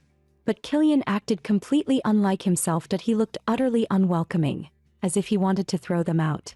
After learning someone had tried to harm his wife, Killian's protectiveness reached its peak, and even his own brother became a suspect. He grabbed Cliff. You also went to the lake that day? Yes, because I left something on the yacht. Edith almost forgot. Characters of higher importance in the original story were more easily influenced by it, and the author could move them more directly. Then what about Killian? Would he also be in danger for saving her? Meanwhile, Killian continued questioning Cliff. Was that item important enough for you to search for it at dawn? Edith, your face looks terrible, Lisa suddenly interrupted. You even refused my visit last night. I've been worried. Edith was completely confused. Didn't the doctor say? You need quiet while resting. I worried you couldn't refuse, so I decided for you to. Not something someone who came early in the morning and stayed until noon should be saying. Killian began driving them out again, using her need for rest as the reason. After Lisa and Cliff left, Killian watched their backs with full alertness. Killian, I really am fine now. Her words made him suddenly flare up. His nerves, kept tight for days, finally snapped. Fine. We still haven't found the culprit. Edith cupped his face. Have you slept at all these days? You look exhausted. Since last night I kept thinking, if something like this happens again, you must not jump into the water without thinking just to save me. It's too dangerous. Killian looked completely shocked. She spoke about it so casually as if her own life meant nothing. That attitude ignited anger in him. Do you want me to just stand there and watch you drown? Yes. Otherwise, are you going to die with me? Killian, I want you to cherish yourself more. You almost got yourself killed. When Edith had recovered enough to go outside, she suddenly realized everything had changed. The entire ducal household treated her with unusual kindness. Anna, what's going on with everyone? It may be because you helped Mr. Samuel. He has worked here for a long time and helped many people. Actually, Safina disappeared not long ago, and in the days before she went missing, she spoke badly of you everywhere. So some ugly rumors spread, saying you might have done something to her. But you saved Mr. Samuel even when your own life was in danger, so everyone's doubts vanished. New rumors began to spread through the social circles. Some ladies gloated. I heard Edith Ryhoff almost drowned. They say it wasn't an accident. Someone tampered with the yacht's ropes. Sinclair secretly rejoiced, thinking the Duke's family wanted to get rid of Edith. The next second, another young lady denied it. But I heard young Master Killian jumped into the water without hesitation to save Miss Edith. When Sinclair heard that Killian jumped in to save his wife, she nearly went mad. She had been waiting for them to divorce so she could find a way to get Killian. Wait, I also heard the culprit hasn't been caught. No public investigation, no punishment for the yacht manager. Then doesn't that mean Edith's situation in the ducal house is still the same as before? These idle noble ladies gained satisfaction from imagining others' misfortune. Meanwhile, Edith was working hard to learn horseback riding. The ducal mansion was unusually lively today. Cliff had invited the royal family's exclusive designer to make Lisa's gown for the founding festival. She had been too busy recently to even think about it. The ducal house was also preparing for possible trouble from Grand Duke Langston during the festival. Their conflict had reached a boiling point, but the original novel did not describe these events in detail, so she didn't know much about it. When Anna mentioned the gown, Edith originally planned to alter one of her old dresses. Though the original Edith never wore a gown twice, to her they were all practically new. But Killian had already arranged everything. He had booked a custom gown days earlier because this would be their first public appearance since the wedding. So he wants to calm the rumors about their discord. Lean watched the two of them leave. He looked at the item Killian had left behind, an old book about curses and mind manipulation. The moment she stepped into the boutique, The luxurious interior nearly blinded her. The shop owner was equally overwhelming. I'm Murphy. Thank you both for visiting my humble little shop. Humble? Not at all. She opened the catalog and was shocked again. Killian doesn't have this kind of taste, right? I thought you disliked this style? He asked back, isn't this what you like? When the ducal house first ordered clothes, she refused, so Killian assumed she didn't like that former style. So he found this boutique based on Edith's past preferences. He even stopped strangers in the street, asking where they had their clothes made. Of course, that was months ago, but this store was indeed famous. Take your time and choose. She looked at the catalog Killian brought, and the owner praised, you really have an eye for this. I prepared a gown inspired by you. Would you like to try it on? Since the last time he bought her gifts, she had realized Killian was truly good at choosing things. She suddenly became nervous. Killian, isn't this too extravagant? How does it look? As soon as she asked, Edith felt her heart tremble. The more Killian learned about Edith, the more fascinating she became to him. His brother, the heir, could summon the royal tailor at will. And in the story, the heroine eventually chose him. This made Edith misunderstand. She thought Killian brought her out today only to avoid helping the male and female lead. So she quickly sobered up. But Killian smiled gently at her. It's beautiful. Better than I imagined on you. She forced herself to stay clear-headed. Killian did not love her. So when he reached out to fix her hair, she stepped back and changed the topic. Do you want to try some clothes too? Killian froze for a moment at her rejection. Soon, the two of them walked out of the boutique as if nothing had happened. You should have tried a few more dresses. No need. That gown was already perfect. I told you, I've known for a long time that you have great taste. Her casual compliment oddly soothed him. If you're not tired, shall we check out the shoes over there?